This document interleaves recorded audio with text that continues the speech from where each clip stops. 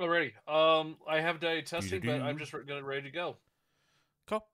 This episode of Getting Tabled is brought to you by Valhalla Hobby. Use code TABLE to get 5% off any order over $100. One use only.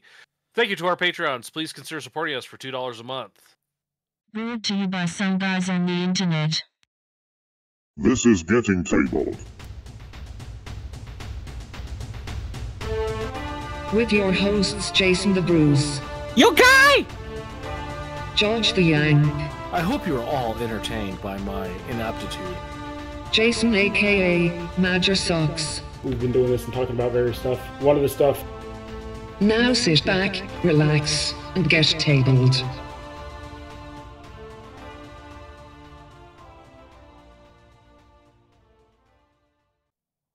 Hello, future people, and welcome to episode 133 of Getting Tabled with your host. He likes his smoothies really thick, the Bruce.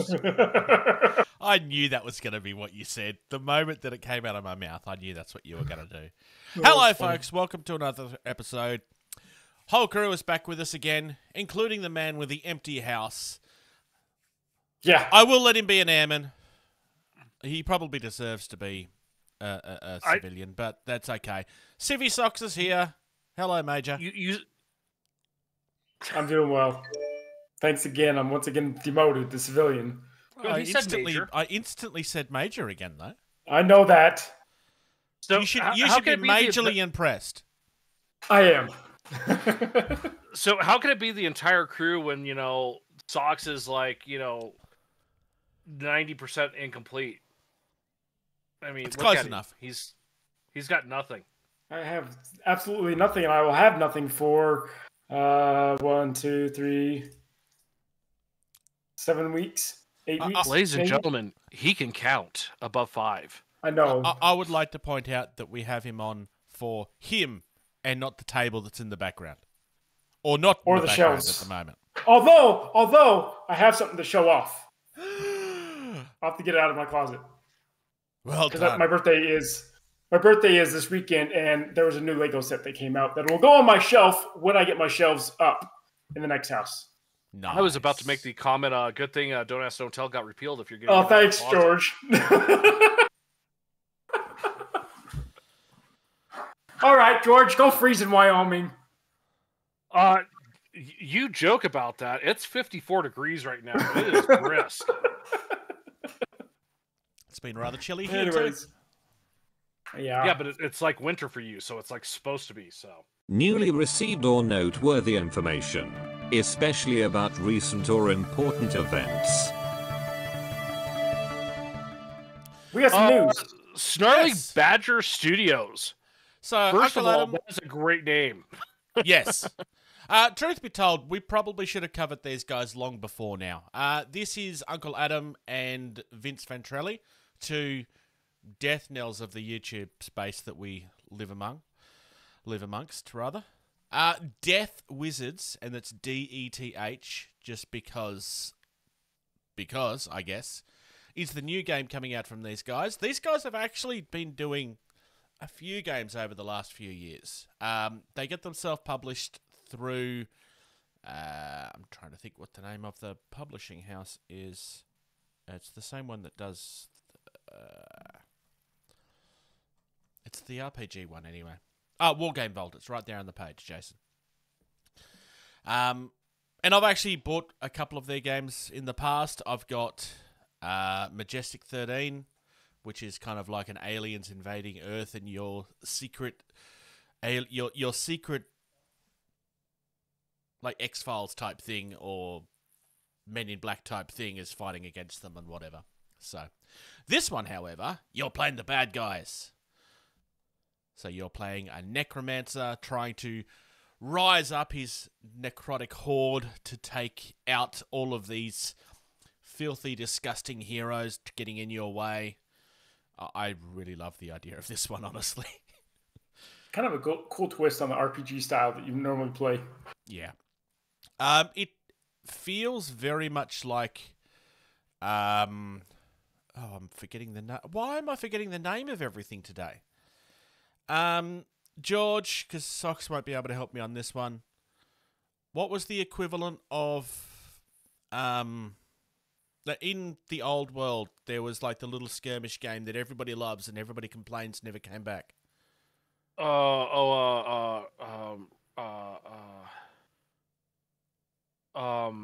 Something of renown, regiments of renown, or units of renown, or No, it starts with M. Mordheim. Mordheim, thank you. I'm going to have people shouting at me in the comments. For some reason, I'm just really struggling at the moment. It's basically Mordheim, but with the undead. My store that plays that. It's a really good game, from what I've always been told. Yeah. So, yeah, there's a couple of different versions. This has literally been released 2 days ago, 3 days ago, something like that. There is a PDF version that you can buy for $13. Alternatively, you can buy a bundle that comes with the PDF and a printed book. It's a softcover printed book for $18 plus shipping. In Australia, shipping is a little bit more expensive. You are better to buy it in bulk. I don't quite know why. It's kind of odd. I've actually bought something from Wargame Vault from the same publisher in January, and it cost me $6 in postage. And for some reason, this one is 20-something in postage. But it's only $30 if you buy 2 copies, and only $31 if you buy 3 copies. It's just something weird that's going on with the algorithm, I think. Anyway, that's beside the point. There's also an add-on deck, but it's a really simple concept. You're playing as the bad guys. You're trying to kill the heroes and then raise those heroes up to become your minions, and it's just a really simple, cool concept. I love this idea. How do you know they're the bad guys? How do you know they're just not misunderstood and they need to use the fallen, corpses of their enemies as their own army to right a wrong? True. I mean, look, maybe all of these heroes are just heroes in name. Maybe they are the true villains all along. Just because I have a horde of undead minions behind me doesn't make me the bad guy.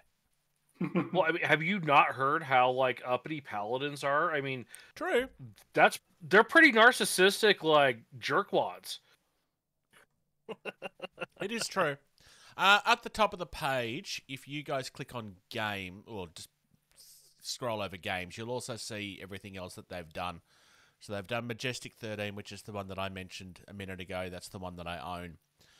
Space Station Zero is obviously a sci-fi game they've done in the past, and Reign in Hell is kind of like obviously gothic horror type thing. So that's what they've done in the past. Yeah. So Tabletop Minions and Vince Ventrelli is the two. Am I saying Vince's Ventrella? Sorry, I knew I was saying that wrong. Like I said, they are like YouTube staples at this point. Vince is very well known for his hobby cheating videos. Tabletop Minions is very much a new people to the hobby focused channel. Both of which I would recommend subscribing to if you haven't already, because they do outstanding work, honestly. Yeah, that's it. Any thoughts? The minis that you can get with Death Wizards to print. The Knucklebones ones. Yeah. Well, no, just the Death Horde Master, the Spirit Caller. Oh, yeah. Yeah, the Knucklebones ones. I think we looked at Knucklebones recently, didn't we? I can't remember. Maybe they're on my list of things to look at some point. But they look flippin' fantastically fantastic. Yep. No, they do some awesome stuff.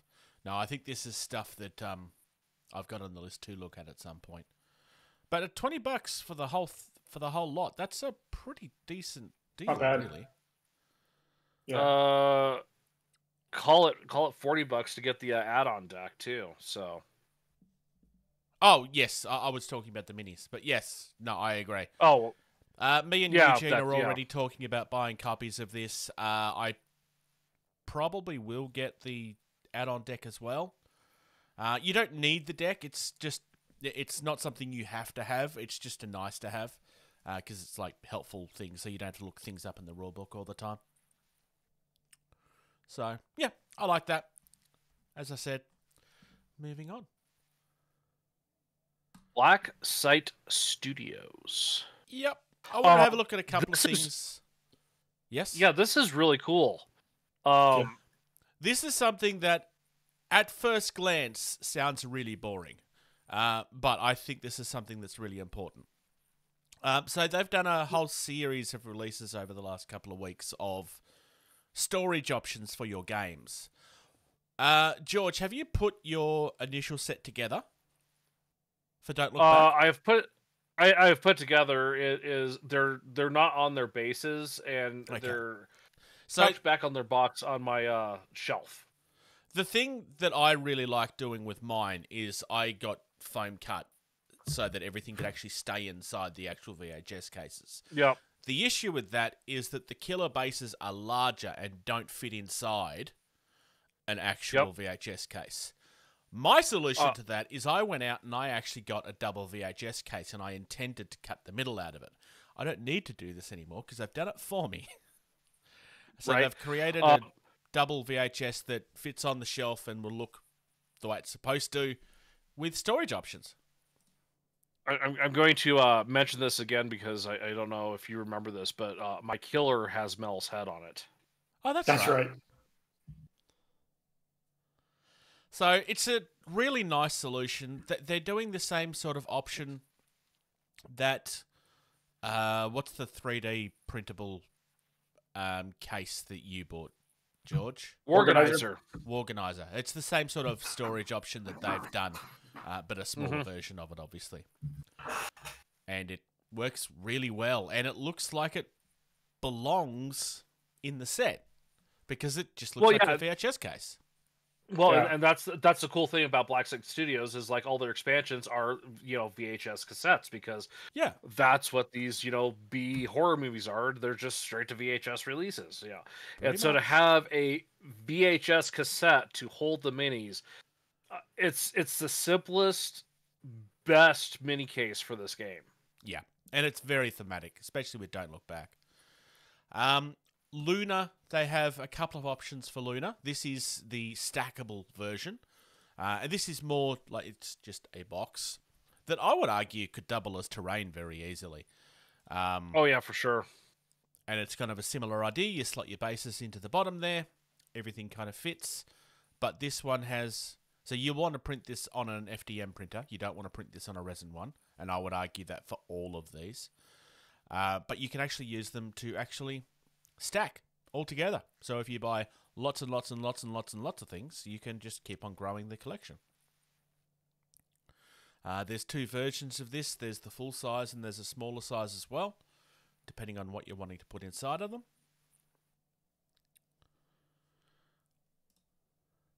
Again, it just seems to work really well. Yep. Back onto the Don't Look Back side of things. This is an organizer for the inside of your box. So the Heroes box, for example, that comes with the cards and stuff. This is storage for your 6 heroes that come in the box, a measuring tool, cards, and everything. And it basically makes it a game in a box. Your killer won't fit in this because the killer comes separately. But it just, again, it just works. And it's designed to fit inside the box that it comes in. We've got something that's exactly the same thing but for Luna.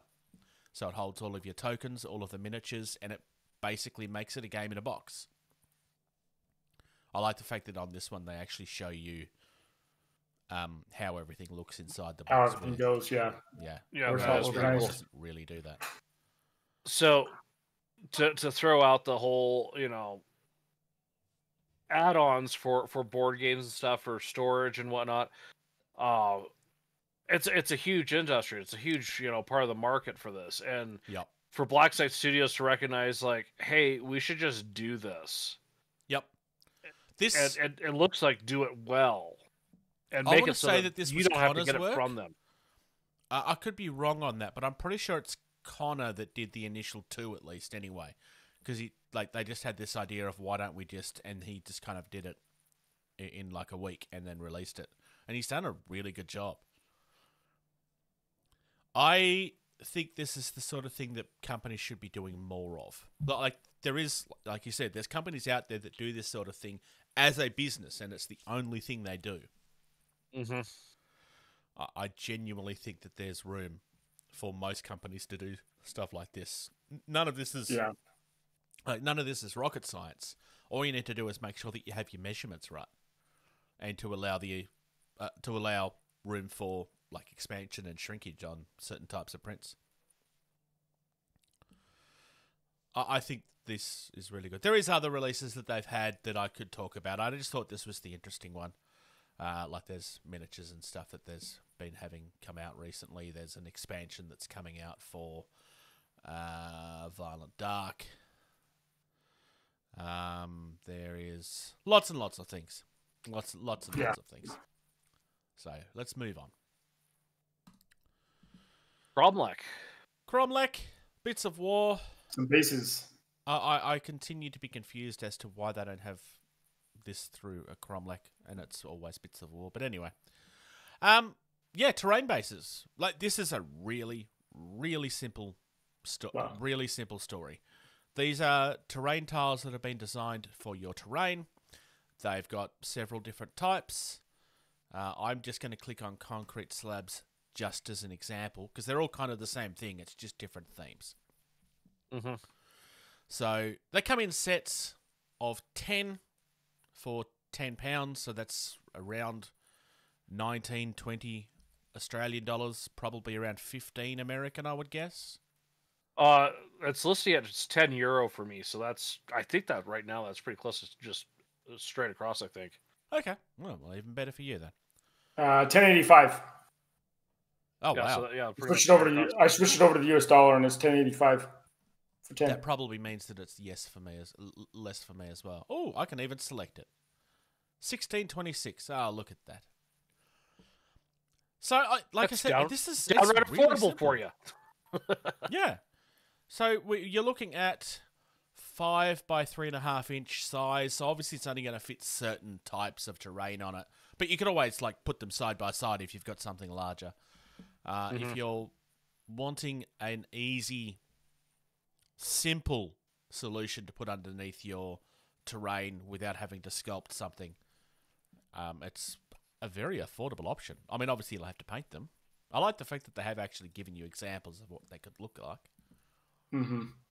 So where I could see this to be helpful is like, say you're a TO, you need to have X amount of terrains this size and X amount this size. I mean, this could help streamline that of, Warma Hordes, where, it was essentially just like, you have to have a shape like this and this blocks line of sight, or it's, an area this big. Like, I could see where this could be a useful addition that's reasonably priced for tournament, functionality.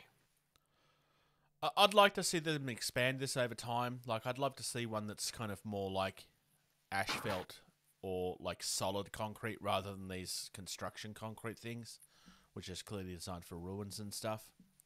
But as an initial offering, this is really good. We've got some very solid fantasy options.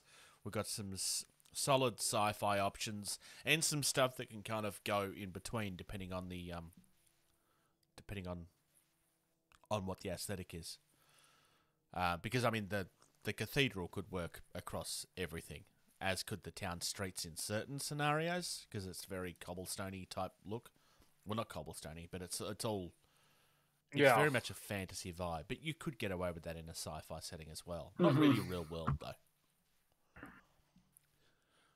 So, yeah, I just thought this was interesting. That is a neat little find. For those watching for those on the audio version, it is probably worth noting that this particular selection that they've done is available on their web store only, meaning that you won't be able to order these locally. So you would have to order them. But in my experience, their postage is actually quite reasonable anyway. There's a little game that we've been kind of poking the bear about for a good 5 or 6 years at this point, right? Called DropSquad Commander. Well done, son. I said it right this time. Properly. Well done. Golf clap for Socks. Good job, Socks. I'd like to make a point of thanking Shay for helping us poke the bear again this week with his. That was so awesome. That was so good. He edited the advertisement that they did to say DropSquad Commander in the proper font and everything as well. And I'm like, can I steal this and share it. He's like, yes, that's why I made it. And I put it out there. I tagged TT Combat in it. So we're doing our part. Oh, and we fixed the spelling mistake thanks to a Patreon as well. I really enjoyed being able to do that. That was a lot of fun. Yeah, thanks, Shay. That was awesome. So we don't know when the Kickstarter will release at this stage. This is just it's a preview page of an upcoming project. Yeah. What we do, however, know, which is the next link, is that the game is having a reveal at UK Games Expo. I'm expecting that will come alongside with a date, which might be the day. Yeah, that guy looks scary, all painted up. Oh yeah, I mean, he looks scary glorious. Just on as the rendering of the 3 model. Yep, but he looks scarier even all painted up now. When the game date is announced, we will be and TT Combat knows this because I've told Louis. I have a couple of videos that I've actually been holding back for quite some time, with DropSquad Commander minis in them, or StrikeTeam as they accidentally call it sometimes. It's just a typing error, that's all.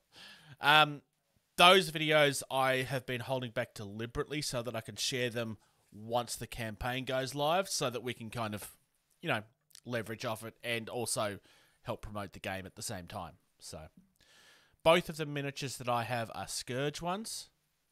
One is the 28mm Prowler, and the other one is the regular Scourge Trooper. So, they will be coming out at some point. I don't know when, but UK Games Expo is something to watch. If you're there, get pictures. Then we want to hear what you think of it.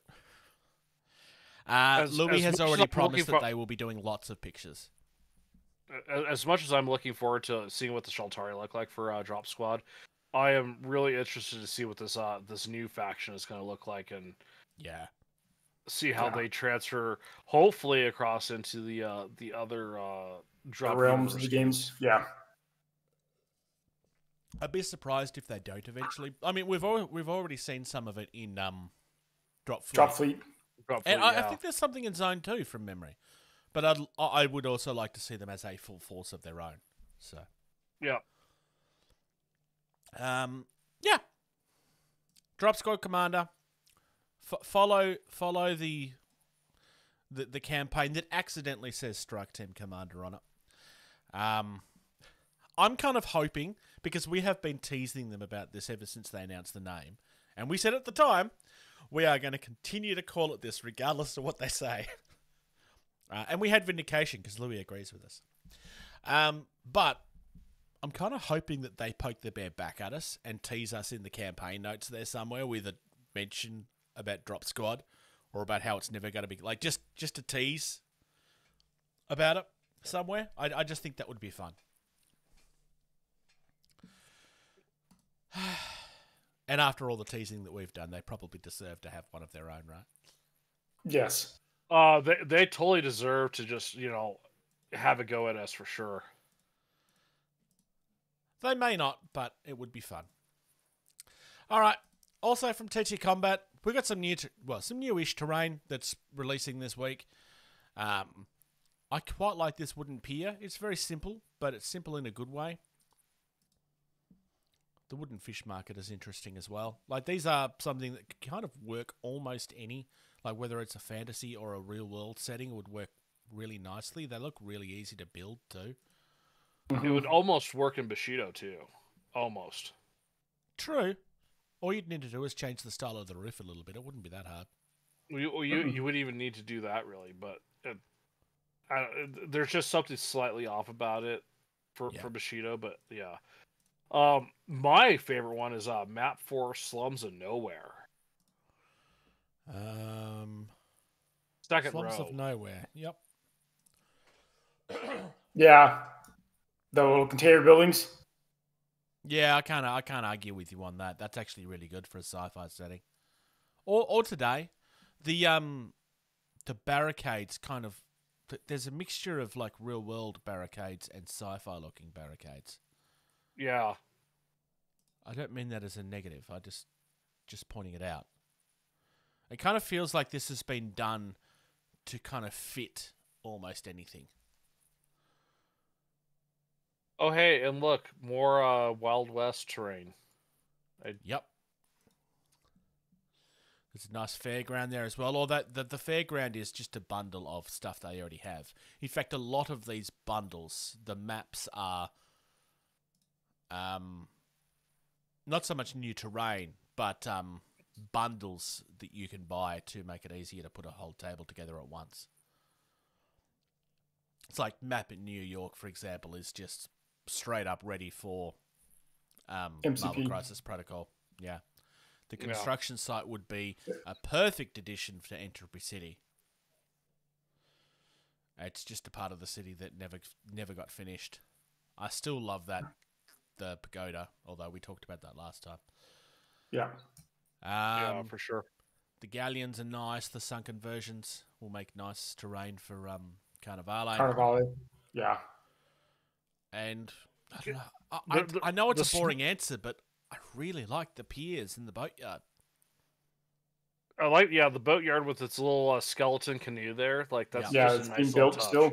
Yeah. Yep. They A continue to little have longboat wonderful that's stuff. still under construction. Yeah. Shall we discuss some Games Workshop? Who? Games I Workshop. didn't know they existed. So we'll start with the thing that people are kind of frustrated with, which is the fact that we're reminding people that huge chunks of armies are disappearing. We're not going to sit here and defend them on this. We've made our stance on it clear, but we're kind of just talking about the fact that that's actually the second story I'm talking about at the moment. We have a full review of what's coming in the box. So all of this stuff that's disappearing, we now know exactly what their replacements look like. For the most part, I think... in the case of the Skaven, all of it looks better because the Skaven that's being replaced is 20 years overdue for being replaced. I might be exaggerating slightly. As far as the Stormcast Eternals is concerned, that's going to be more on personal taste. I know George doesn't like the Prosecutors, for example. I suspect that George probably won't like most of these. I don't know. I'm looking through here. The Liberators. There's no reason to get rid of the current ones if this is what the new ones look like. I mean, it's like Liberators and Liberators from Wish.com. It's literally that close. The Prosecutors. The Reclusians? It's a new faction name, or not a new faction name, new unit name from what I know. They look all right. They look like Stormcast Eternals. The Night Quester. Yep. That looks good, but, it's probably my favorite of all of them, honestly. Yeah. The only one I will say that probably really is okay, this is okay that they're doing this, is the Lord Vigilant on the Griff Stalker. It's the nicest of them. Well, it's the fanciest of them. Well, just because, his axe is very unique. The Griff Stalker is, I've got the two of the little Dragon Rider dudes, and as cool as those were and everything, dragons have been done, and to do something like the Griff Stalker and the Griffin things, that was a better aesthetic choice. So, and I think I have one of those that I haven't painted up yet in my army box. I can't remember for certain. I haven't cracked it open in a while. Lord Turbinos, that is an impressive axe, though. Holy cow! Yeah. Yes. Yep. Sorry, I had to scroll back up to see which one you were talking about. I only have one problem with Lord Turbinos, and that's that they're not even trying to pretend like this didn't come out of Warhammer 40k. It's a Terminator Lord. It just is. Yeah. It even has the assistant that comes with the Dark Angels. Seriously. Yeah. Oh yeah. No, for sure. But moving down, personally, I think the Claw Lord on Norbeast is the best looking miniature in the box, and I don't think it's even close. I can't argue with you on that. I love how sick that giant Norbeast looks. Like, it just looks like it's on the verge of death. Mm-hmm. Which for Skaven is very appropriate. The Gracie is very nice. It kind of reminds me... Yep. I was going to say the Grey Seer looks great.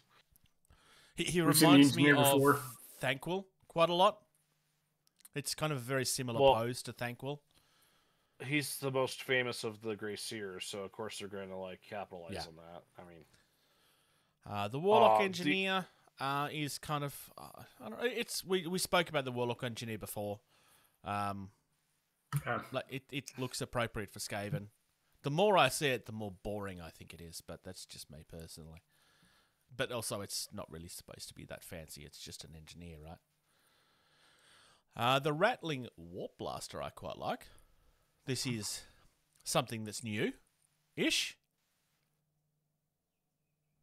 I don't know if you can make this into the Rattling Cannons and stuff. It might just be replacing everything, because the Rattling Cannon is kind of what this is. So it's going to be interesting to see what happens with that. I wouldn't be surprised if we have gun types that disappear.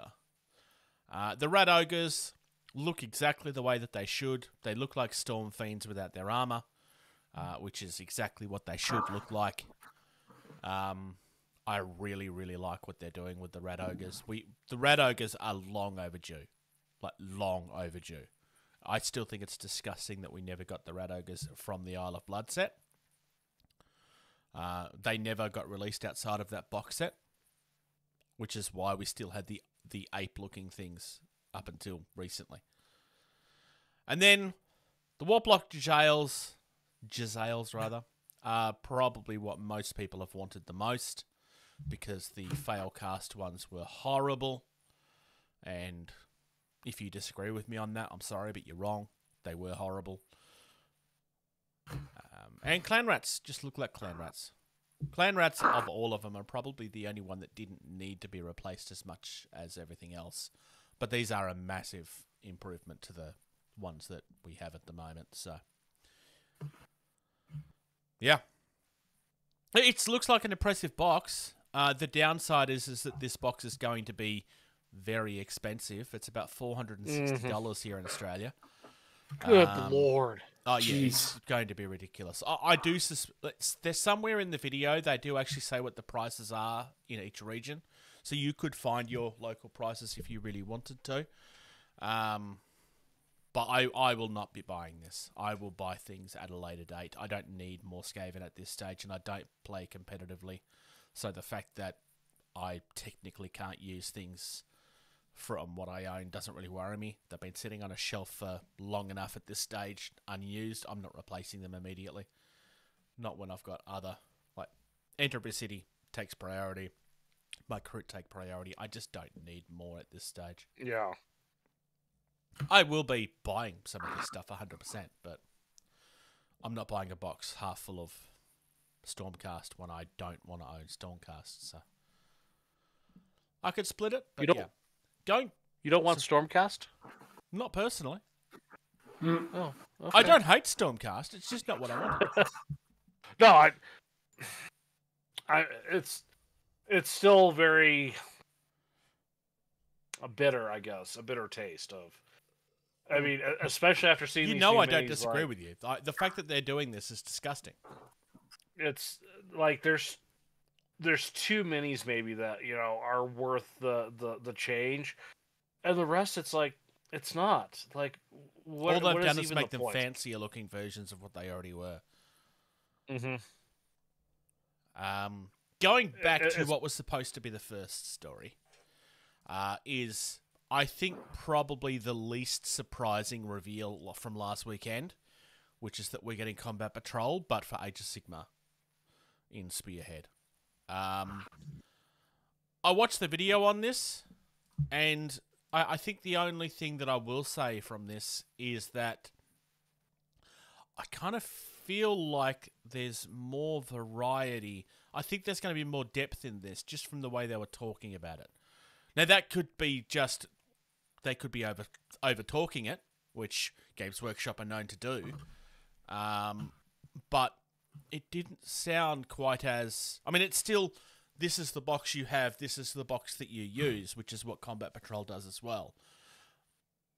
But it kind of feels like they're trying to make it more of a game in and of itself, as opposed to this is just here to give you a taste until you have a real army, which is what Combat Patrol is.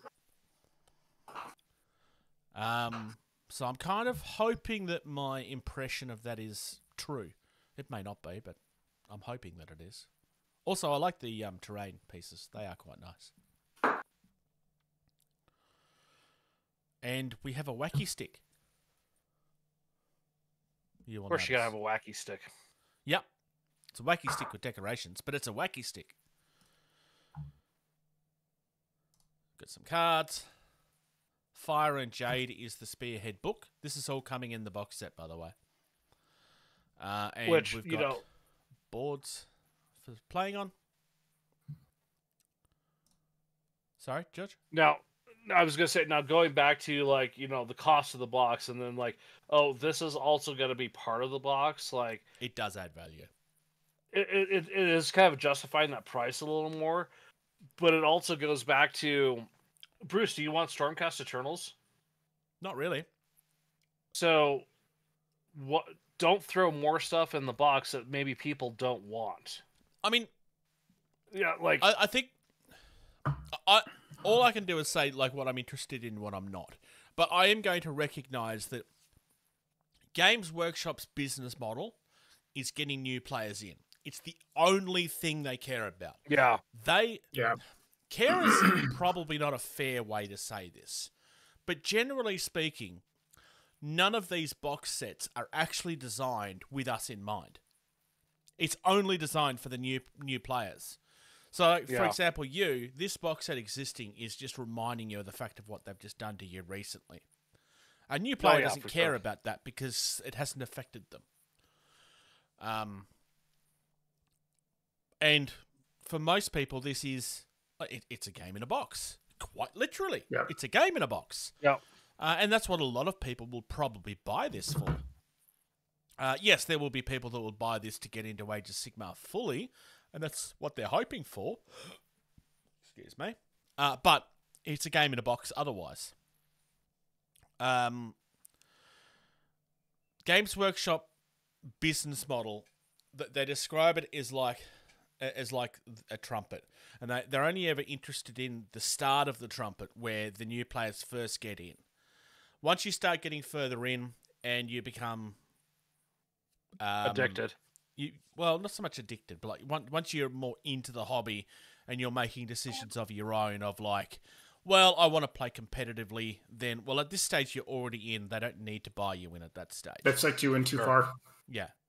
Or, well, I like doing my hobby, but I prefer, like, we complain about Citadel paints quite recently because they're designed for beginners, to be easy for beginners. People will move on to other brands once they're more once they're more experts.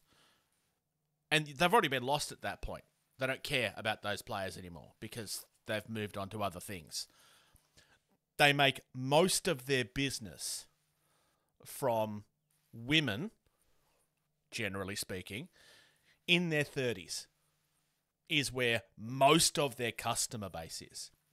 And this is not opinion, this is fact. Statistical fact. Most of their customer base is mothers.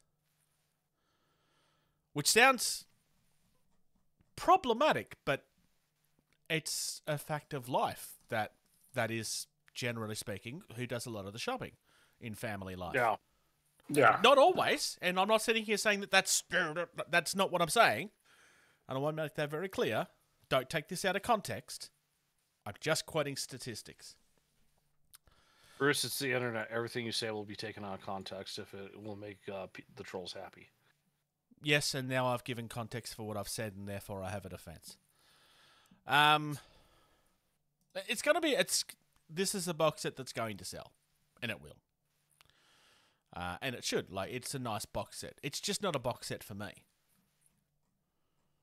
That doesn't make it bad. It just means that it's not for me. Yeah. I mean, you could argue every box set they make, because of the way they do things, every box set they do sell. So, yeah. Moving on. Warcrow rulebook from Corvus Belly. We don't often talk about rulebooks specifically in the news, but so Warcrow is by Corvus Belly. It's the same people behind Infinity, which is very popular. We have known about Warcrow coming for a while. We've shown interest in this game for a while. And Warcrow have just gone, hey, here's the rules. And it's a proper, full-fledged, very pretty-looking rulebook available for free online. So you can literally look at this right now, decide if this is a game for you or not. It certainly feels like there's going to have some depth here. A negative point of view from mine on page 12. I'm not a huge fan of proprietary dice, personally. This uses proprietary dice. And look, hey, it is what it is. There's nothing wrong with it. It's just something I'm not a huge fan of. It's using D8s. And yeah, I suspect that the full version of this rulebook will probably have some extra stuff in it. I don't know that for a case, but there's no real lore in this, and what is in this is very simple. So, I'm still waiting for it to load. To be fair, it is a 60-page document, so I'm not entirely surprised by that. Only the first 2 pages have loaded for me. Yeah. Yeah. So there we go. I'm not here to talk about, this is the depth and this is where it's... I'm just like, hey, this is out there. They're using proprietary dice, which I know is a killer for some people. That's why I'm mentioning it. I'm not a huge fan of it myself, but I won't turn a game away just because of it. Like Marvel Crisis Protocol uses proprietary dice, for example. And that game was phenomenal. I haven't played Star Wars Shatterpoint. From what I understand, the game is phenomenal. It is just Marvel Crisis Protocol, but with Star Wars. But, yeah. So there we go. I just thought it was worth pointing out because a lot of the big companies don't do this. I think it's good. Yeah, like releasing the rulebook so you can look at it before you get into it, I think is awesome just because it allows you to decide if you're gonna, make a financial sink. Yeah. Yep. I just thought it was worth looking at. And yeah, I shall move on. Welcome to Point Royal, Mr. Port Smith. Royal. Yes. So again, this is a story we've known about for a little while. Port Royal. FireLock Games. Unlockings? What? FireLock Games. Oh, FireLock Games. Okay, sorry. I thought you said unlocking, and I got very confused for a second. So this is going to be a skirmish game from the makers of Blood and Plunder. Blood and Plunder. Thank you. I'm having a brain day today. I'm getting old, apparently. He has the dumb. So yeah, it's a skirmish pirate game based on actual history. Of all of the historical games out there, I kind of feel like Blood and Plunder is the gateway, personally. It also has arguably the best starter set I've seen. Hey, check out our unboxing. And we've kind of got a preview of what's going to be coming in the campaign for this. So, first and foremost, hard plastic sprues for the minis. Yay! Hard plastic is great.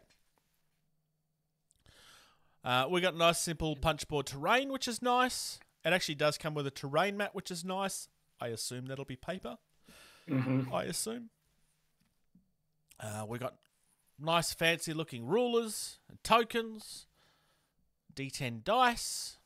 Lively rulebook. It's looking like a decent set.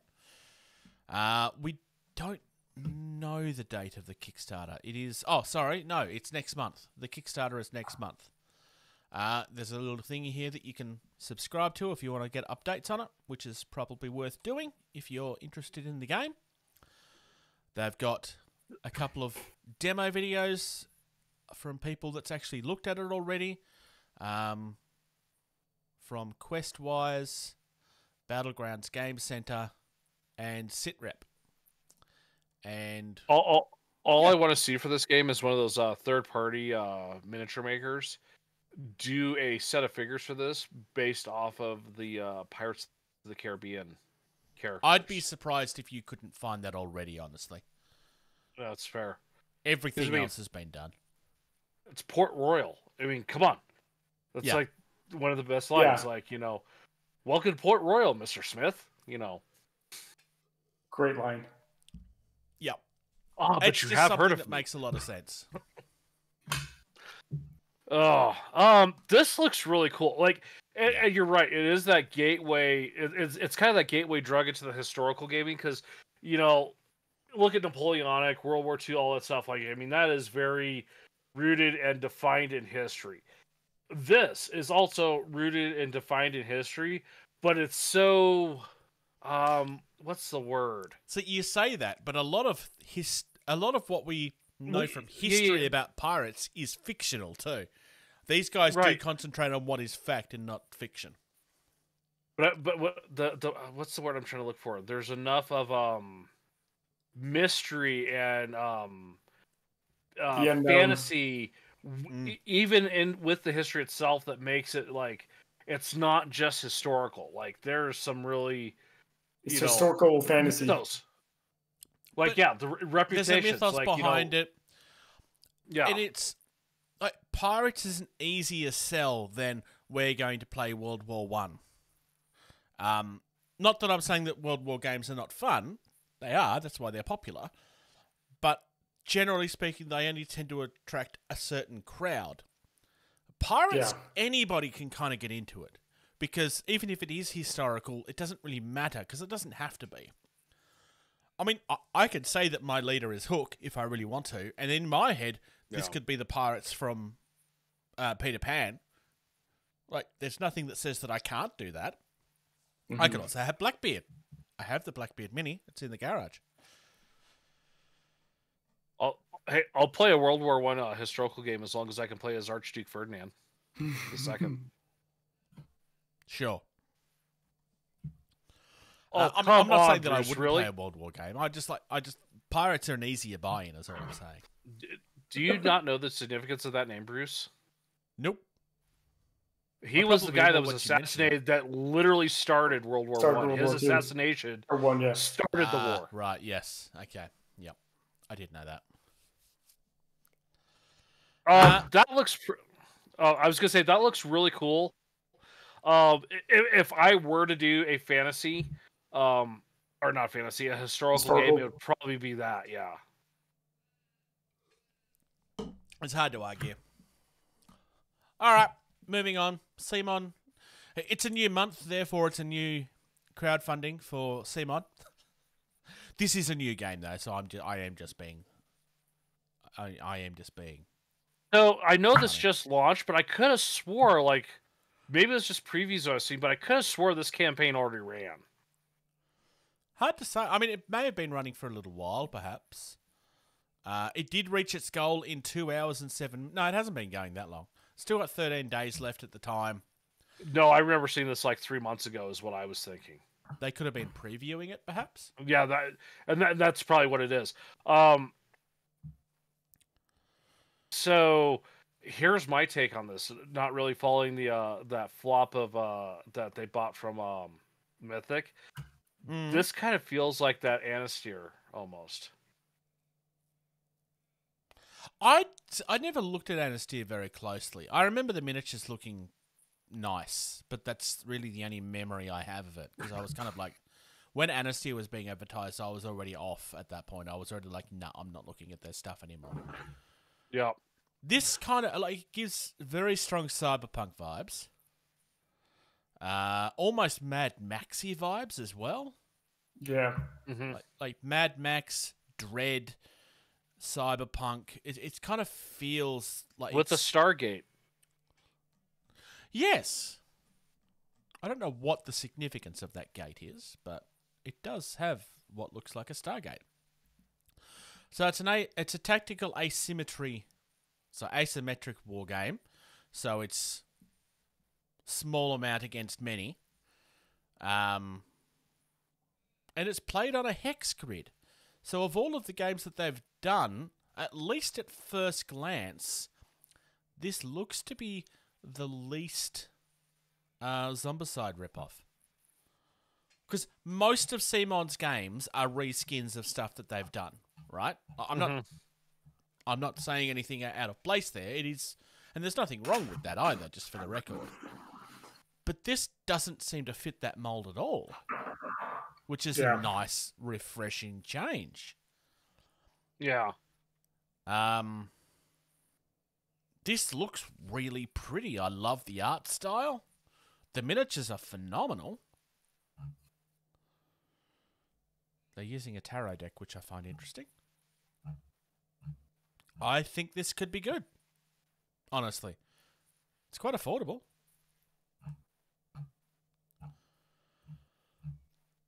$125 for the base, $245 for the all-in. Lots of stretch goals out to Wazoo because, of course. It'll be interesting to see if that all-in is truly an all-in. Well, it'll be all-in for now until they make expansions again later. Yeah, because, well... Or unlocks could... It doesn't say all-in, just for the record. No. Yeah. I called it. Yeah, that's fair. I did do the God of War one. I caved. I did back that. Because they did expand it beyond 2-player. Yeah. With one of the sets. And I want to say it, like the all-in, when it was all said and done, because I sat there probably for like 40 minutes, like going over the whole stretch pay thing, like, do I want to do this for this? Do I want to do this for this? Or do I want to... And I want to say that it's right around the same price on that all-in as this one is, so... So the Apocalypse Deluxe comes with the base game. It comes with the 3D terrain expansion and the Operatives expansion. And so obviously one of those question marks is unrevealed at this stage. Yep. I would be surprised if some of these unlocks don't turn out to be pledges that you have to, like expansions that you have to buy, because they always do that. And that's not a knock, it's just one of the marketing strategies they usually have. Hell, everybody does that. Well, not everybody, but a lot of people do that. Literally well, there's only one game that I've done that hasn't done that, and that was Nightmare Cathedral, because they're like, and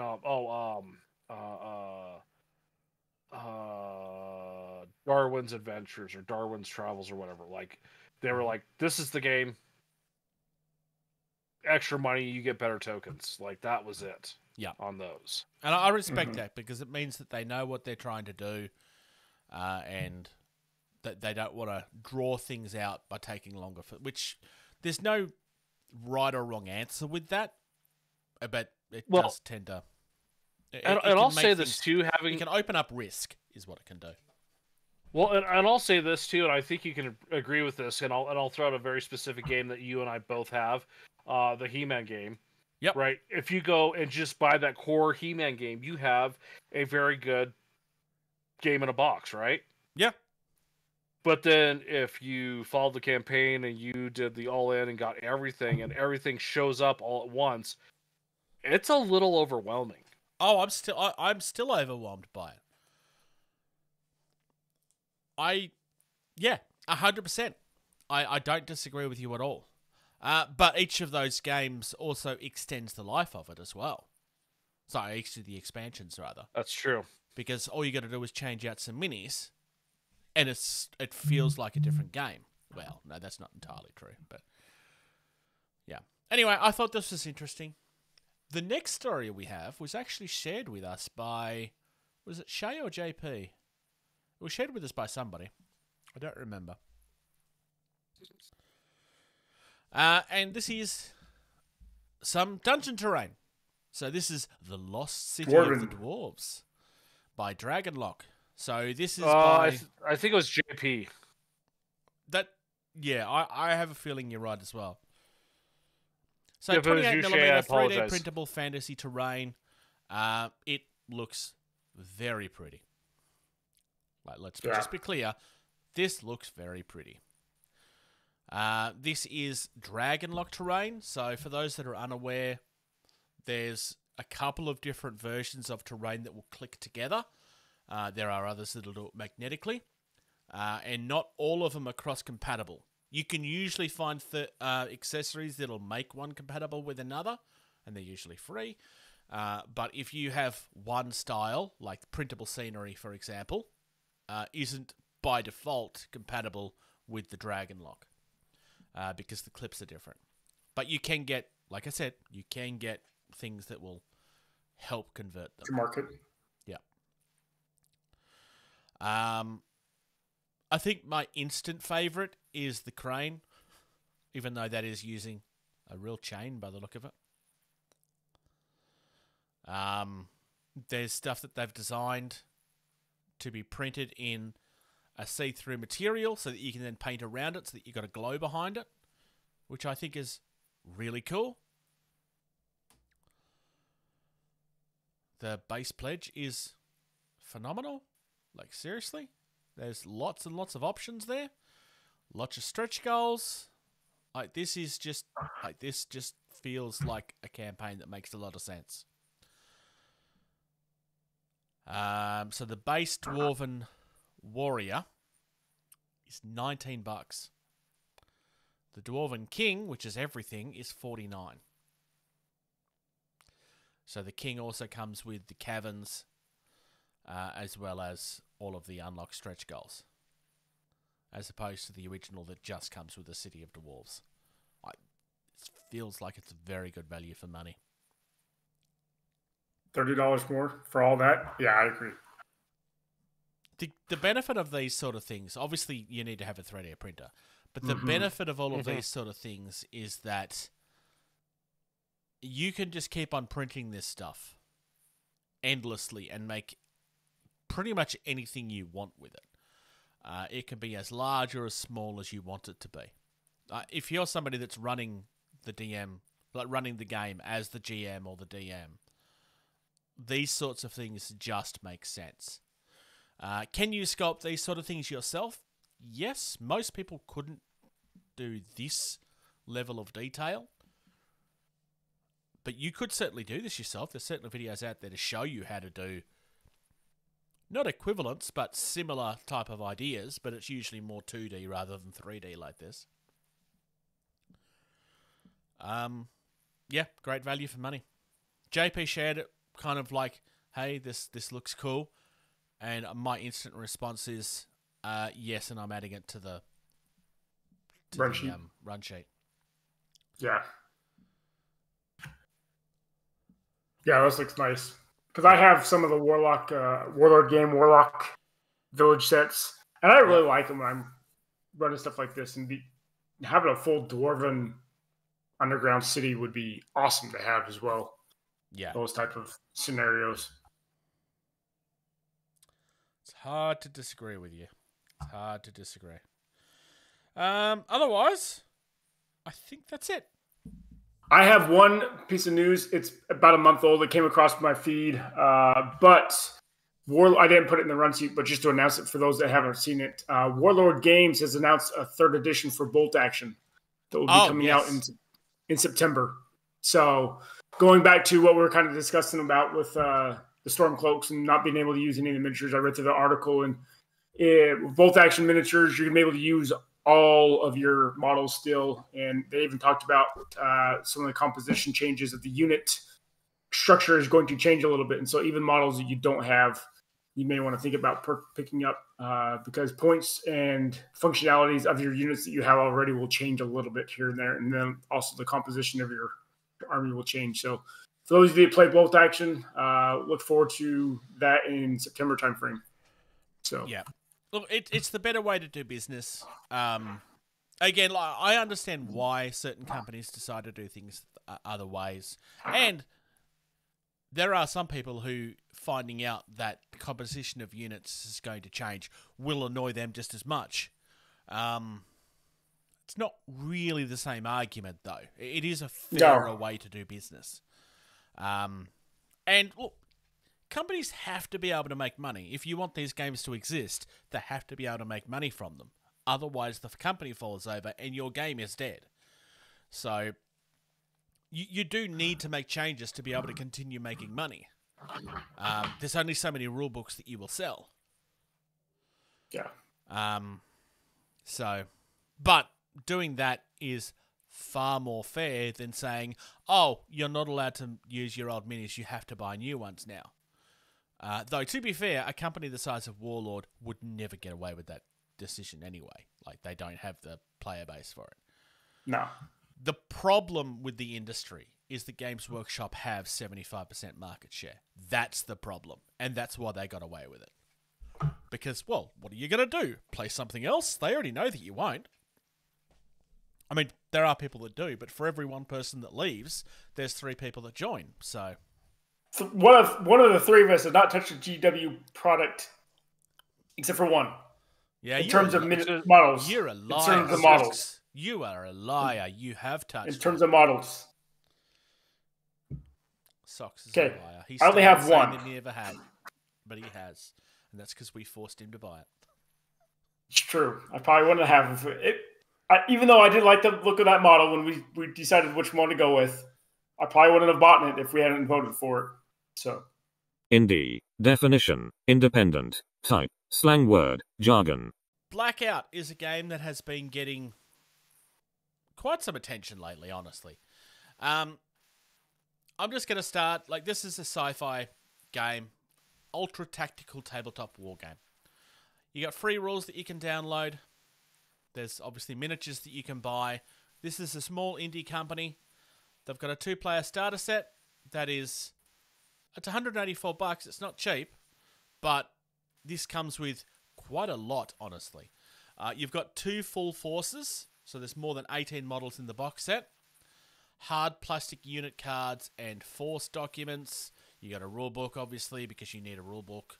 Acrylic tokens and stuff. It's a really, really nice looking box set.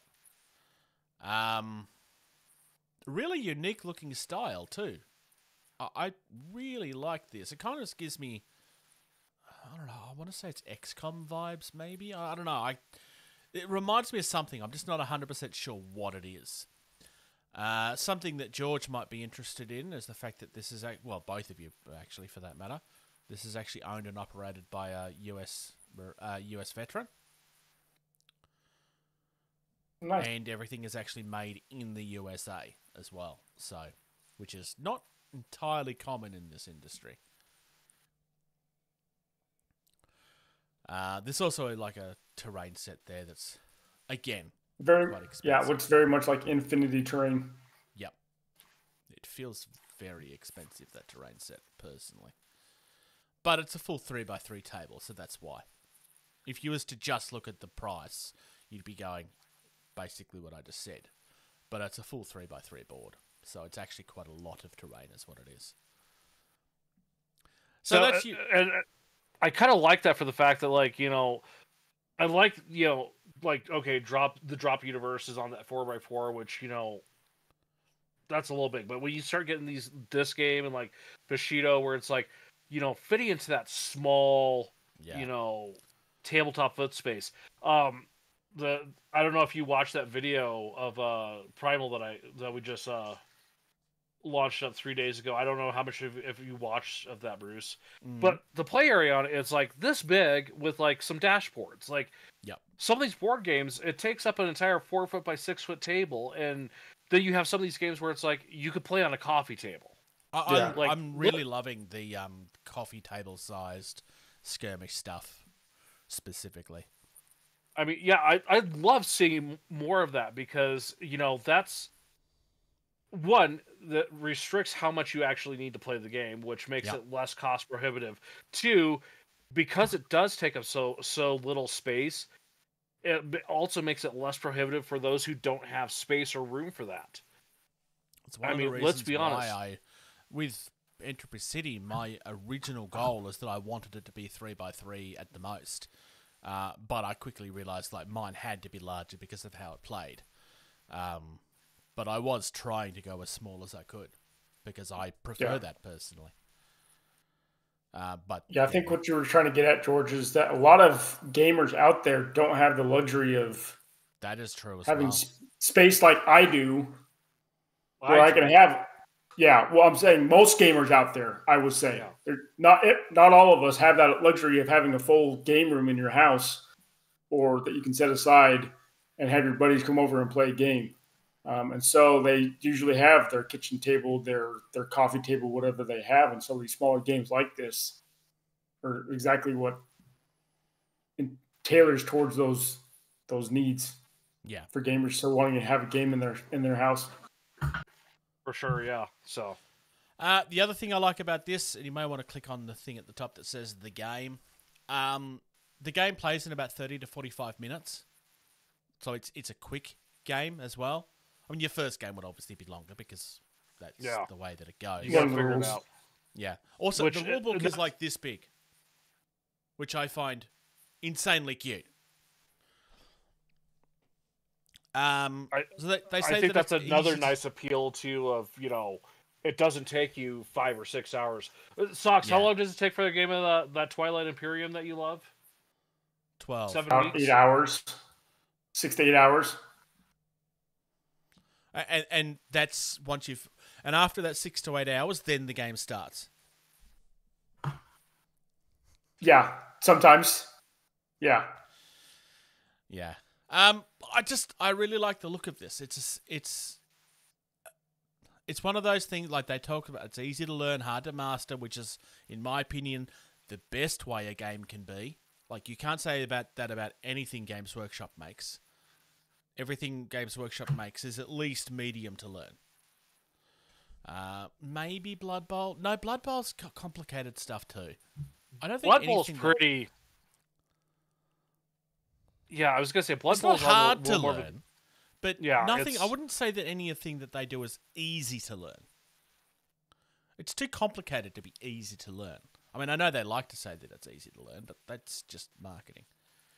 I mean, this could be marketing too. I haven't actually played this yet, but yeah, it's just really pretty.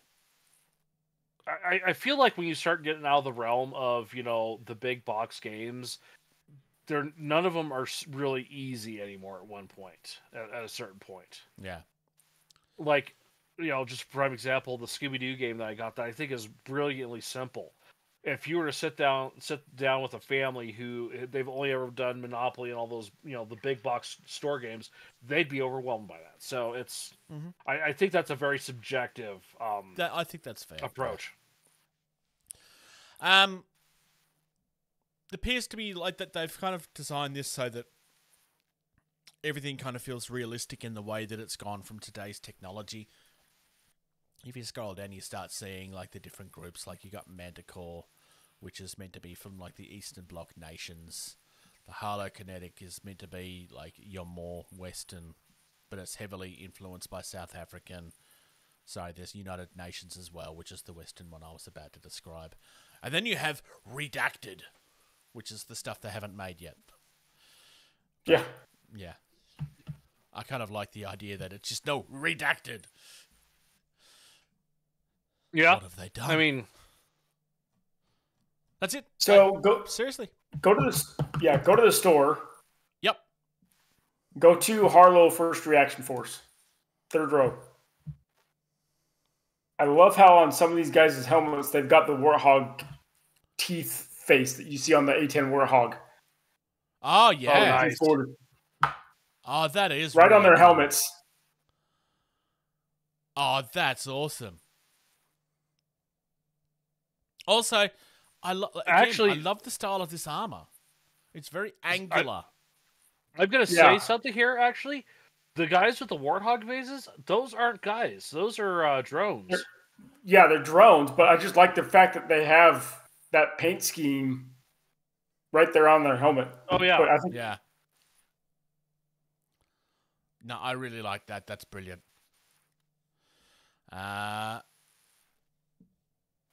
The Manticore, you can buy them separately. And they are... I think the Manticore is probably my favourite of the 3 that's out at the moment. And then obviously there's the UN one as well. The Perun Duster is one of the 2 dreadnoughts they have at the moment. And it's gloriously big and chunky. It kind of feels like something that comes out of Mech Warrior. I mean, it's probably too small to be Mech Warrior, but aesthetically, that's the feeling I get from it. Yeah. Yo, so Midas both Duster of them is the other one. Both the Dusters, they kind of give me a feel of they're both based in South Africa. But the robot from Chappie and Yeah. and the Yes. tech from District 9. Yep. Yeah, I can see that. 100%. I'm with you on that. This is why I'm around, folks, is because I correlate these things like that. So there we go. That's the indie. Let's discuss some hobby. Cream, glue, prime, paint.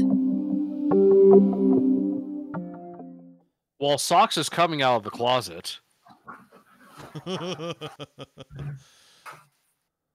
You guys laughing at me? Yep. Yep. Yeah, you'll have to listen to the episode to find out what I said. Oh, thanks. I'm assuming you were grabbing something, Socks. Yes, I was. So you may as well go then. All right. So, birthday is right around the corner. And I saw this walking through the mall a couple weeks ago because the guy was building it, actually. It's a Lego set. As you guys know, I had 3 shelves with some of the space stuff that are all out of Lego. And so when we were walking through the mall, I saw this being built. And so I picked it up to also be built on my shelf. It is the Artemis with the launch tower. Nice. So having it with the watchtower is a nice choice, actually.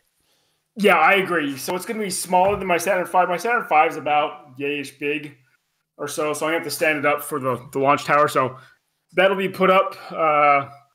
I'm dying to put it together right now, but I don't want to be half built when I have people trying to walk through my house and get into it and whatnot. To ruin it too. Oh my god, look at this nerd. Yeah, exactly. That nerd too. Yeah. Anyways. So yeah, once I get my house and my game room shelves up, that will definitely be going on my shelf. So I'm looking forward to it. Seeing that, do you know what I want to see Lego do now? Because I know he would be totally on board for licensing it. I want to see some of the SpaceX Falcon stuff in Lego sets now. They might be eventually. So I saw a video. They're doing the lunar rover. So they already have the lunar lander. They're doing a lunar rover set in September or August of later this year. So they could eventually do some of the Falcon 9 stuff eventually as more of these space sets come out in the future. So who knows? I just know Elon would be like, yeah, absolutely, yeah, let's do this, because he strikes me as being enough of a nerd to like want to see his rockets that have essentially, made space flight and space travel more accessible, affordable. Yes, I think the true answer to your question is that Elon likes money and Lego makes money. That's an easier way to put it too. Yes, it's the more accurate way to put it. Elon is not one of us, and you need to stop thinking that. Yeah. So that's what I got. But in terms of actual hobby for game stuff like that, as I mentioned to you guys before the recording, it's hard for me. I've been wanting to pull some stuff out and paint, but it's been hard to set stuff up and then have to put it away the next day when I've got people wanting to walk through the house. And so once we get under contract, I think I'll be able to finally paint something, or I might just have to go run to the store on a day that we're doing an open house and just say, see, babe, I'm going to go spend 4 hours at the game store. I'm going to go paint some stuff. Talk with some of the other guys at the store. So we'll see. Honestly, it's not a terrible way to scratch the itch. No, it's not. It might, like, if you're getting to the point where you're getting antsy, that's probably the smartest thing you could do at this point. is just have a little bag with just the colors that you're using. You take that and the miniatures that you want to build with your tools, and you spend a few hours. Yeah, I've got a couple of models, the Tempelhof and a Conrad, both carriers for the Imperium for Dystopian Wars. One of my buddies is wanting me to paint in my paint scheme that I did, and so I need to paint those for him before I go. So I just got to find a Saturday when the store doesn't have one of their huge tournaments, because Saturdays are usually their tournament days. And so I just need to find a day that has a smaller tournament showing, and I'll just go sit at one of their side tables and just sit there and paint. So it is the way to do it. Yeah. What about yourself, George? Not much. I did get that unboxing done, like I said I was. I haven't gotten the other expansions unboxed yet, just because my dog decided to not heal nicely after the surgery, so I had to spend time, money, and pay attention to that. He's doing fine now. He's barking and eating again, so that's good. That's when you know something is wrong, when he stops commenting and doesn't want to eat. So haven't had a chance to do much of anything really at all. The last weekend, didn't even do anything with Sam, because we spent the weekend making a catio for this jerk right here. She doesn't even use it.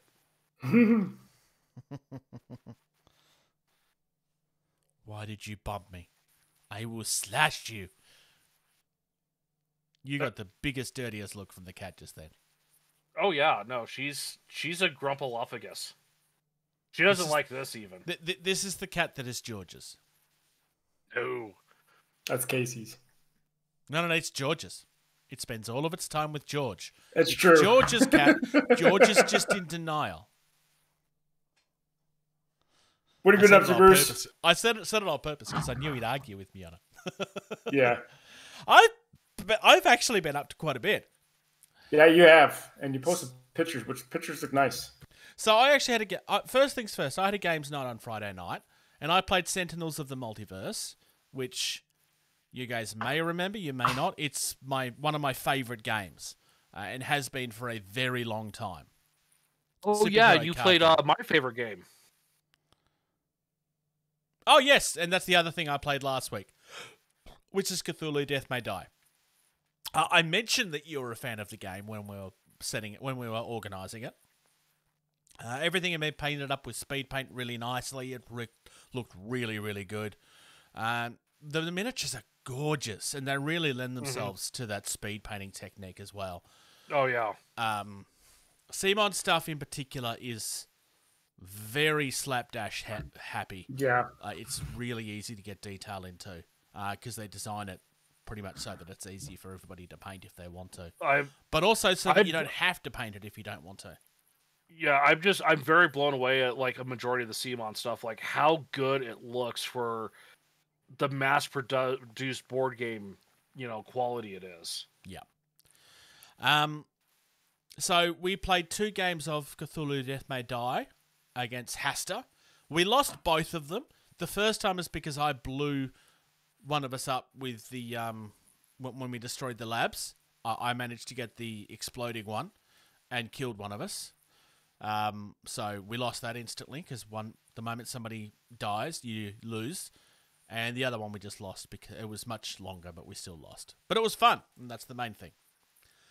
Winning against that game is not the easiest thing in the world. There's a lot to keep track of. As many games as Sam and I have played, like, there's still times where it's like, even like some rules clarity is still not even the best. Like, I think we played 3 games before I realized, just because there says 3 cultists on the board, you still have to pull the rest of the cultists out of the box if you summon more cultists. Yep. Like I did, yeah. So, yeah, I'm really looking forward to Fear of the Unknown.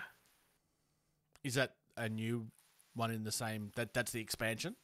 It's Cthulhu Death May Die seasons 3 and 4, and season 3 is standalone. So yeah, cool. So yeah, I really enjoyed those. I have also been doing painting though, so I've still been working on my Kroot.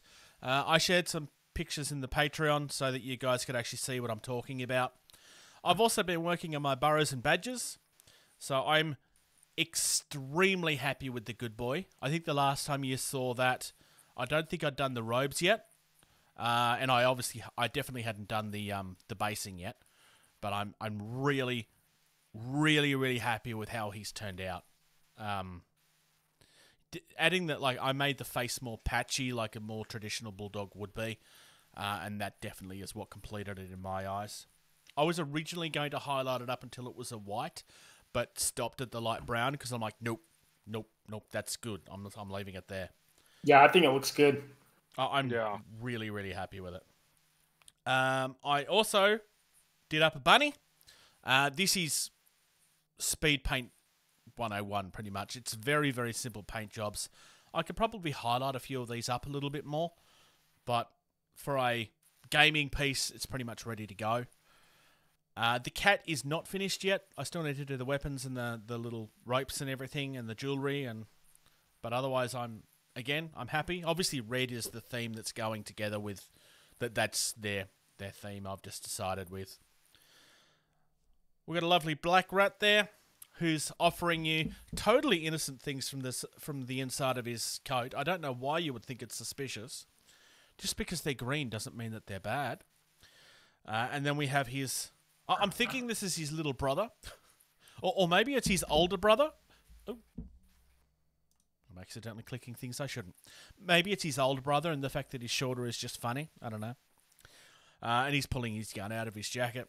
And then, of course, we have the big bad. This is the boss. It's the pirate budgie that we looked at a year and a half ago. Because I had to print him. He had to be the leader of my crew.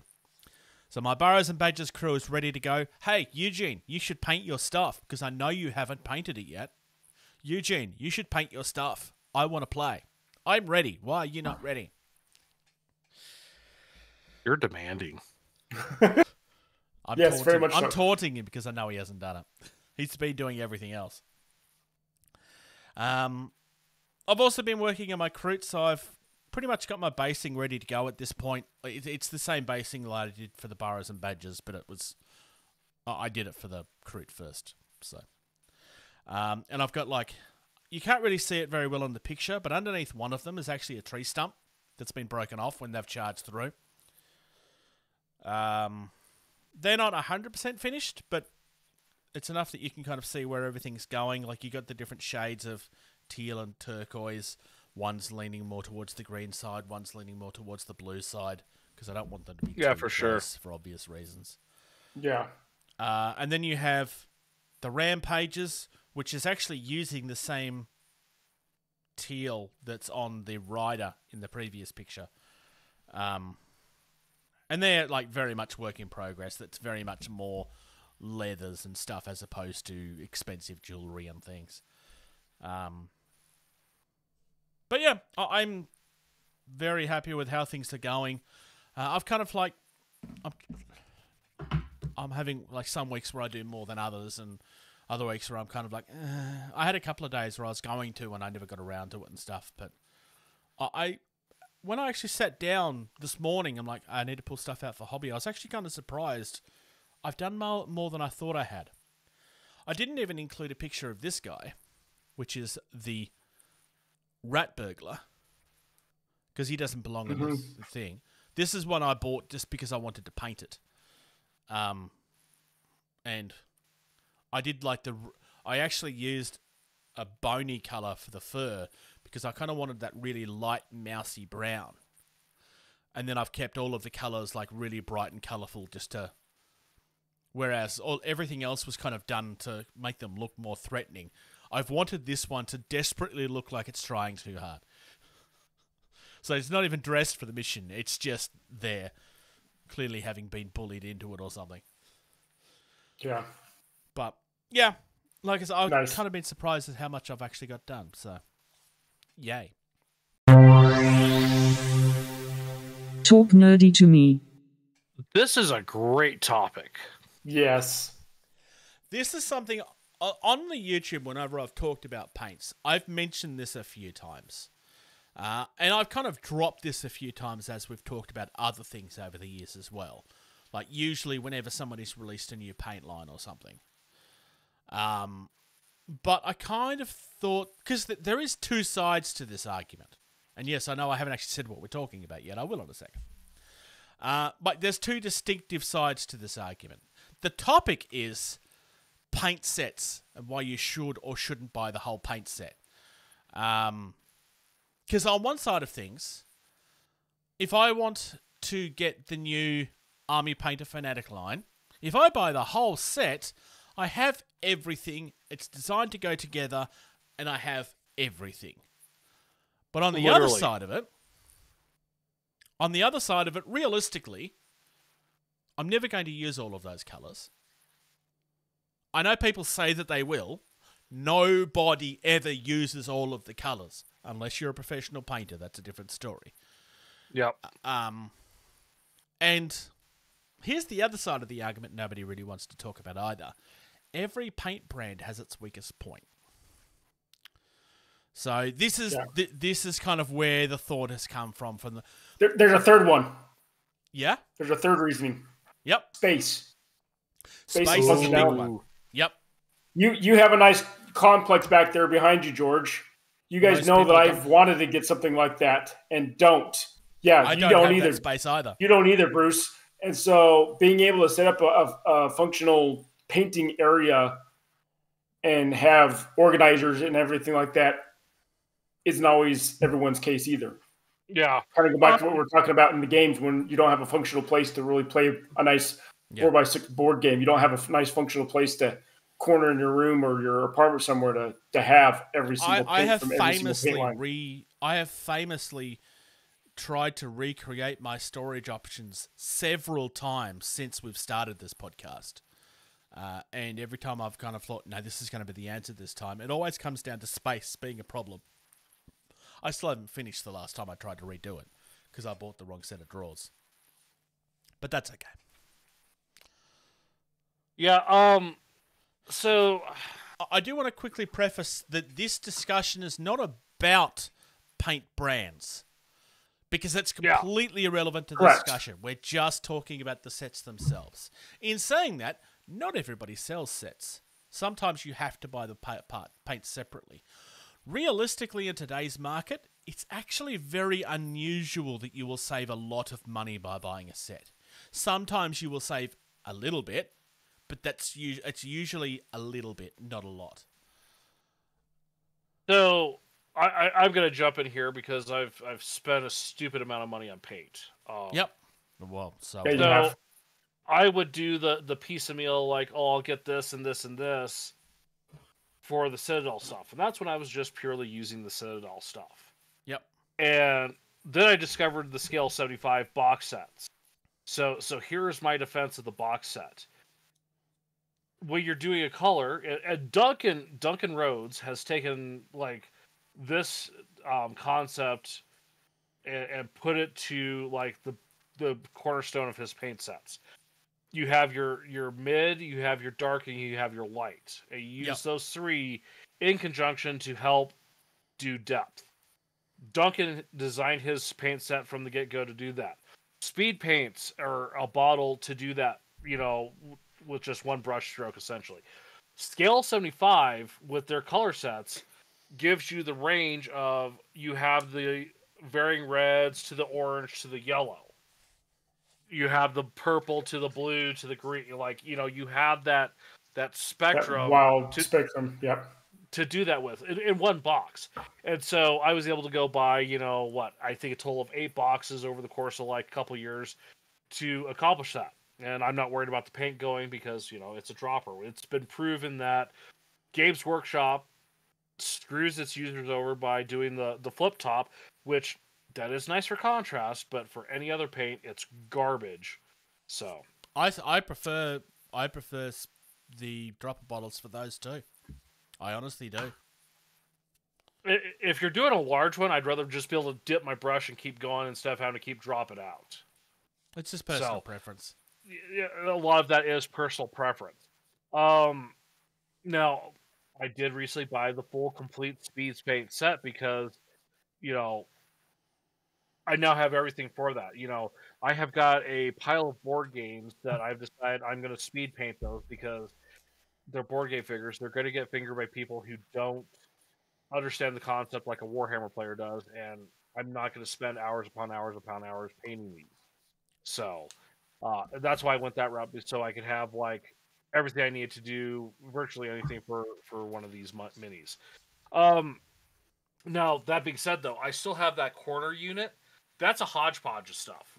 That's like, oh, I need this one specific color for this thing, and so I have that color saying like, so.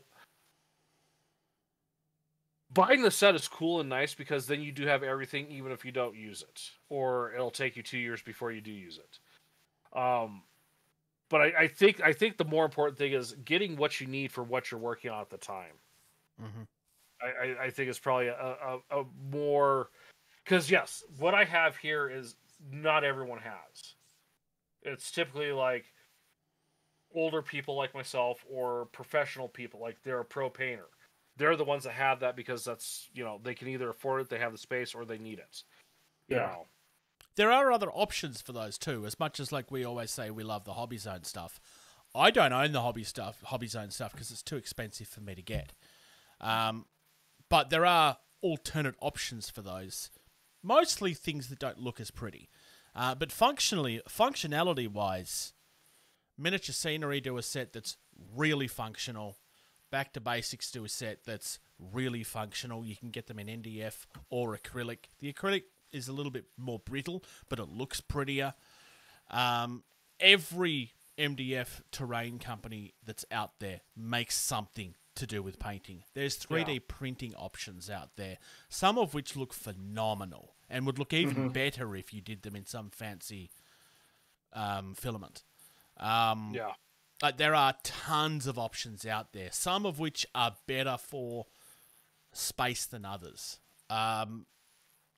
If you wanted to, you could go out and buy lengths of PVC pipe, gluing them together. There's YouTube videos showing you how to do this.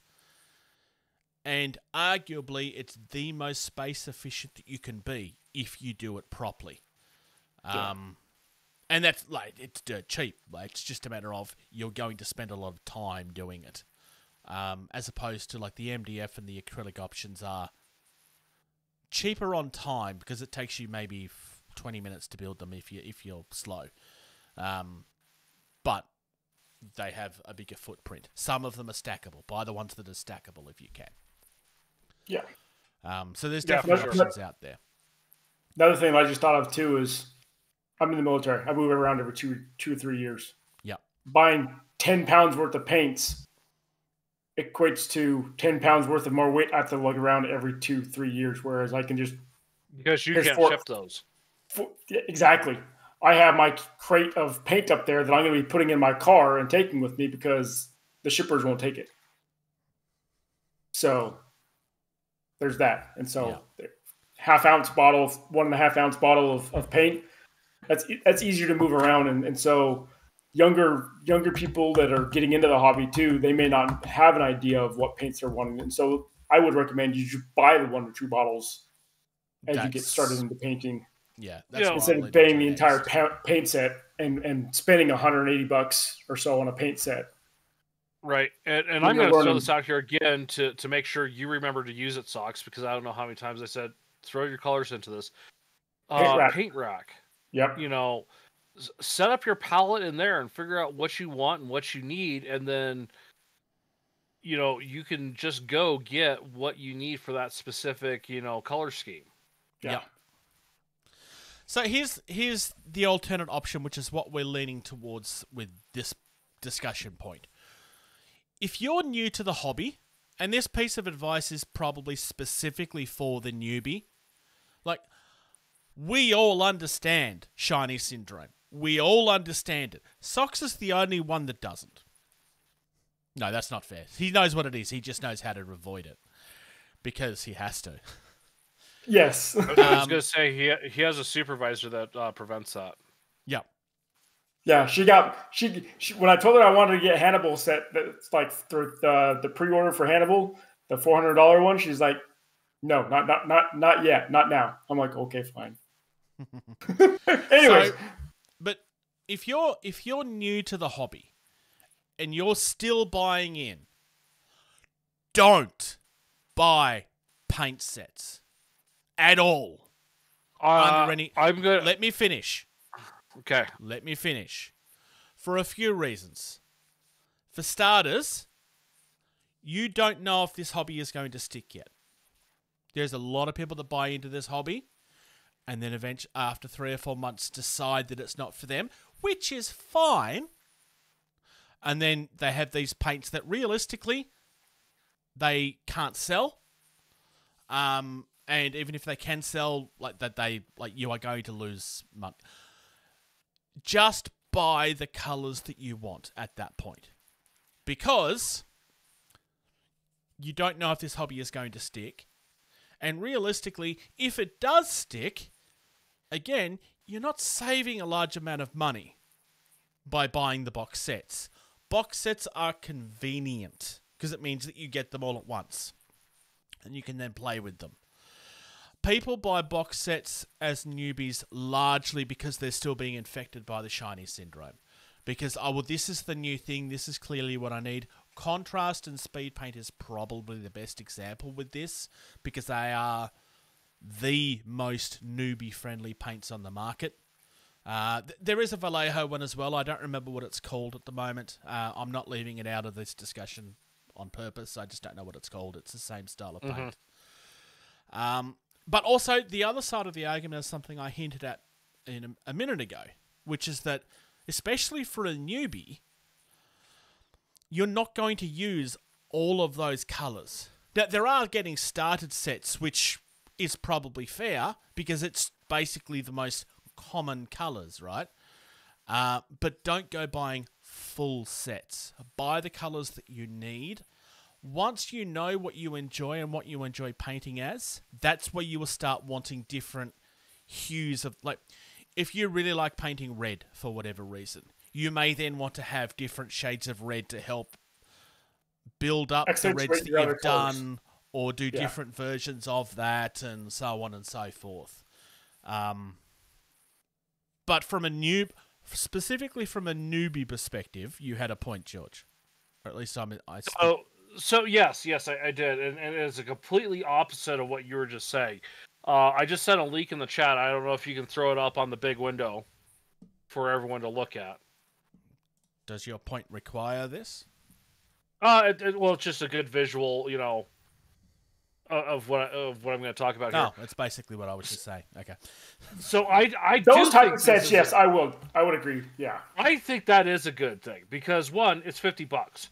If you're dipping your toe into this hobby, you're spending $50 on a starter set of minis. Yeah. You're spending $50 on, what is this? Brown, blue, flesh, purple. You got some metallic in there, red, green.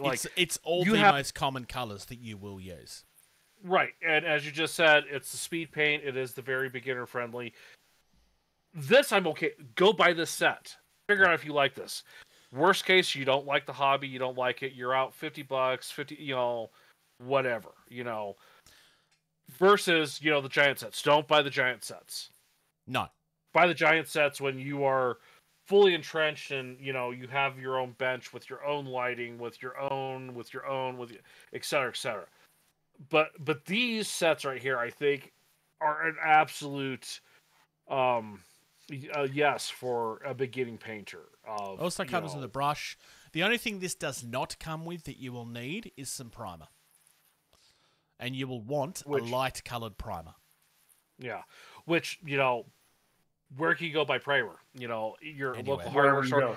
And let's be honest, too. If you're at a store that's selling this set, right next to it on the bottom shelf are primers.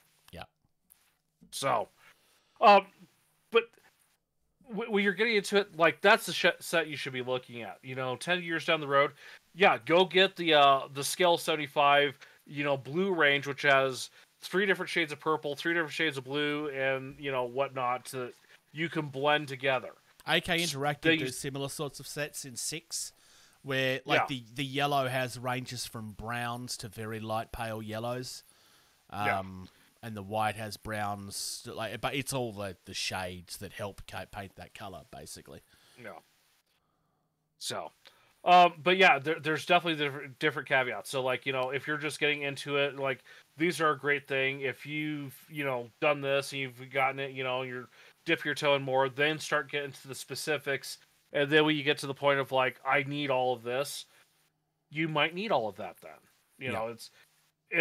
There's stages to it. But start small. Don't bite off more than you can chew. Yeah. So Yeah, that is true. word of mouth can be something that's really helpful and very hurtful in this sense. Because we all like to ask our friend that does that really good paint job how he did it. And they will tell you exactly what the colours are that they used and how they were used. And therefore you will go and buy everything that they brought so that you can do it. The problem with this, and don't get me wrong, this is extremely helpful thing to do. But the problem is that not everybody's painting techniques work the same way. Mm-hmm. Just because I can do something that looks really good doesn't mean that George can do it, because his skill may not lend himself in that way. Like, I told Socks, hey, go get this gold from the speed paint set for Army Painter because, oh my god, it's amazing. I maybe thought it was amazing. Socks may get it and just try to brush it on and be like, oh my god, this is crap. What is George talking about? And that doesn't mean that George was wrong. So we could have been, but he's not. The paints in the speed paint are really good. I could have been drunk too. So he is most of the time. He is a Marine after all. True. Or was a Marine after all. I will fight you. I love making George bite. It's so easy. The difference between you making fun of Socks and myself is Socks will kind of take it, and I will immediately just switch to violence. Yes, you will. You can switch to violence all you like. You're still half a world away. Call the plane ticket, Bruce. Yeah, but then I will have made you spend $2,000. It would have been worth it. Plus, I would have got to catch up with you. We could record stuff. Right? Yeah. On this episode, Bruce got a black eye. No. No, but the smaller starter sets, I think, are, like you said, George, I think those are the key ones to get as a beginner. And this is regardless of what style paints you want to buy. Because, like, when I say just go out and buy the colours that you need, they are all colours that you will need, to be clear. That's why they're starter sets. Mm-hmm. Citadel don't buy the Citadel starter sets, is the only thing I would say. Yeah, that's the only thing I will say is, if you are starting into this hobby, unless that's all you have available to you, don't get Citadel. Now, that being said, buy a brand that you have access to. Yeah. Now, just because we're talking about how great Scale 75 is, if you can't buy it locally, don't buy it. Yeah. The only thing I will say that you have to get from the Citadel line is Agrax Earthshade and Nuln Oil. No, I'll fight you on that. The Army Painter washes are just as good, if not better. Strong Shade, Dark Shade, and Soft Shade are all very, very good. I'm not saying don't buy the Citadel ones. I'm just saying don't exclusively only have those. Yeah. Because if you're buying Army Painter, the Army Painter washes are the best on the market. If you're going to buy something from the Citadel line, those are the only two things you should be buying from the Citadel line. That I will agree with you on, yes. But yeah, so, and like I said, when I read this, I thought this is a great topic because don't buy the big, huge sets. Do get the smaller beginner sets. Also, don't buy everything you see. Just buy what you need. Mm-hmm. It's all the advice we're going to give contradicts the advice we're going to give.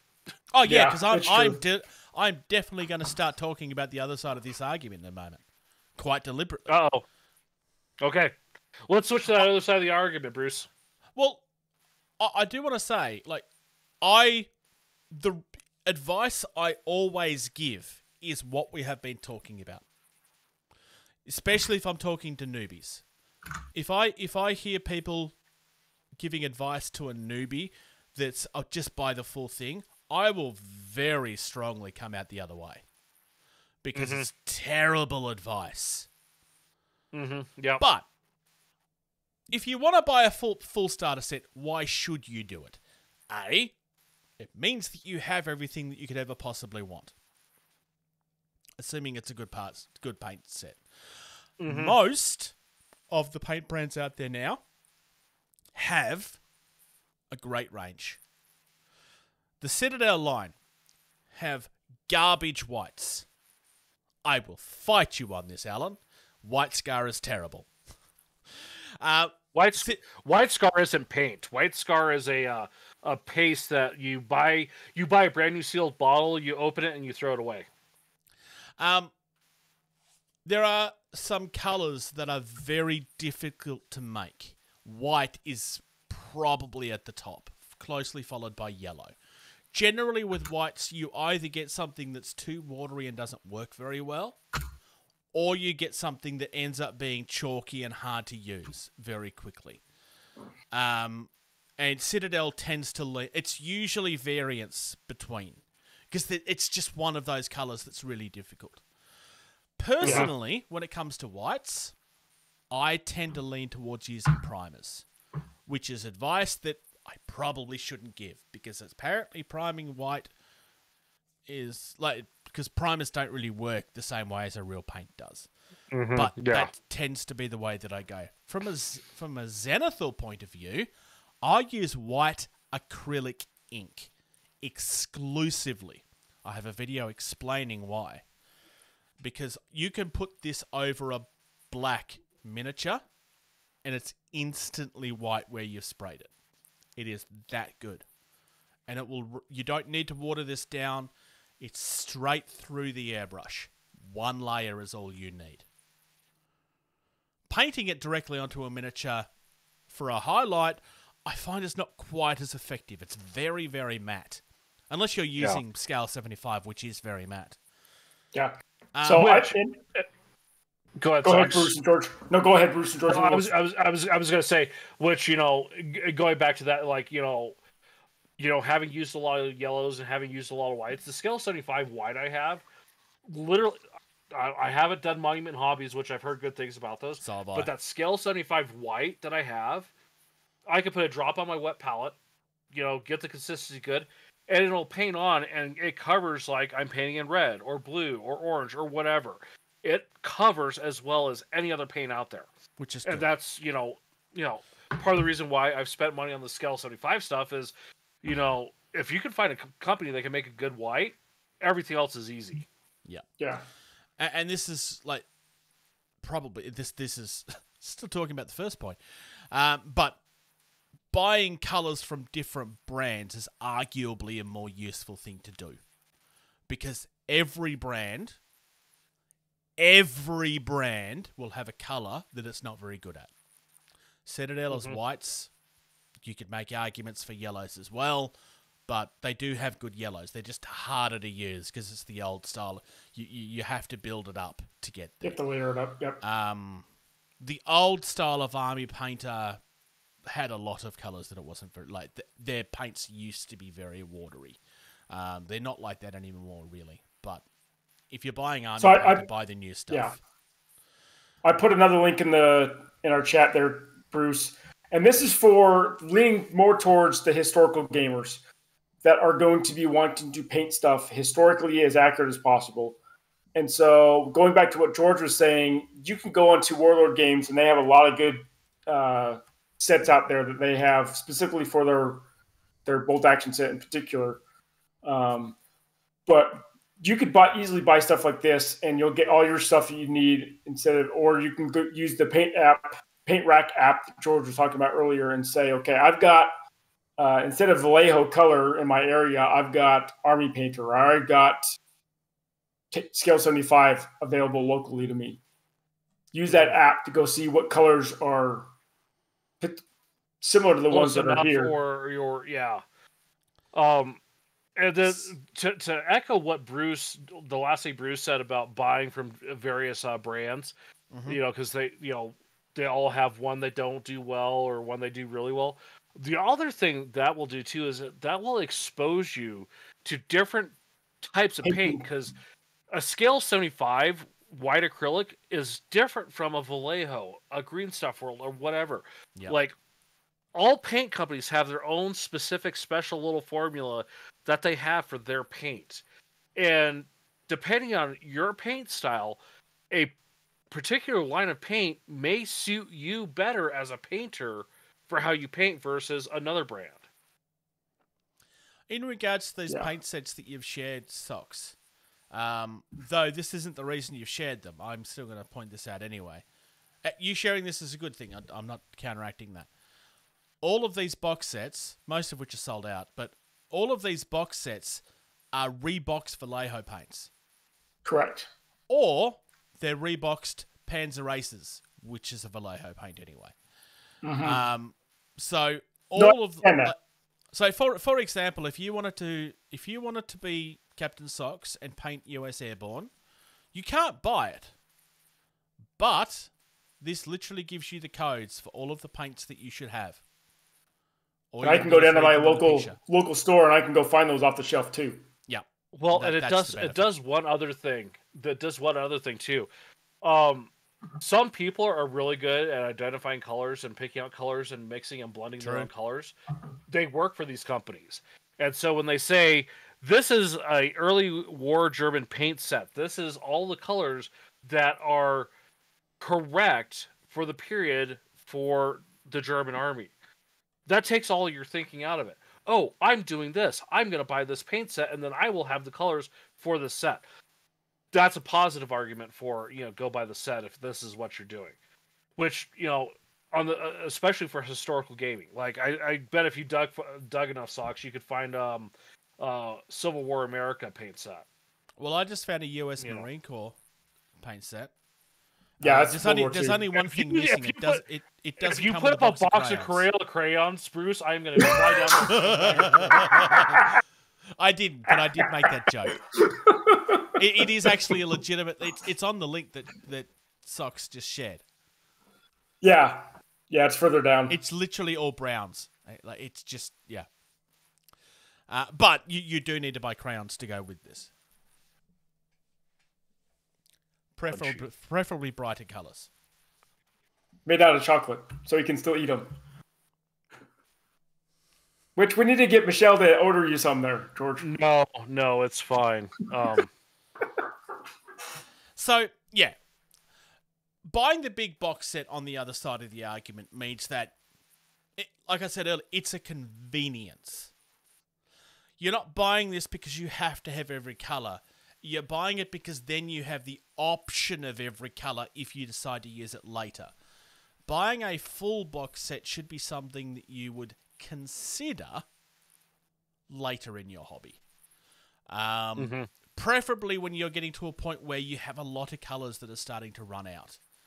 Because otherwise you're buying a box, like a full box of paint, and then you're either throwing out paints that don't need to be thrown out, or you're not using the new paints because you're still using the old ones, which is pointless. So if you're in this situation where you want to start considering a box set, I would probably argue that you want to at least try to get rid of a decent chunk of your old stuff first.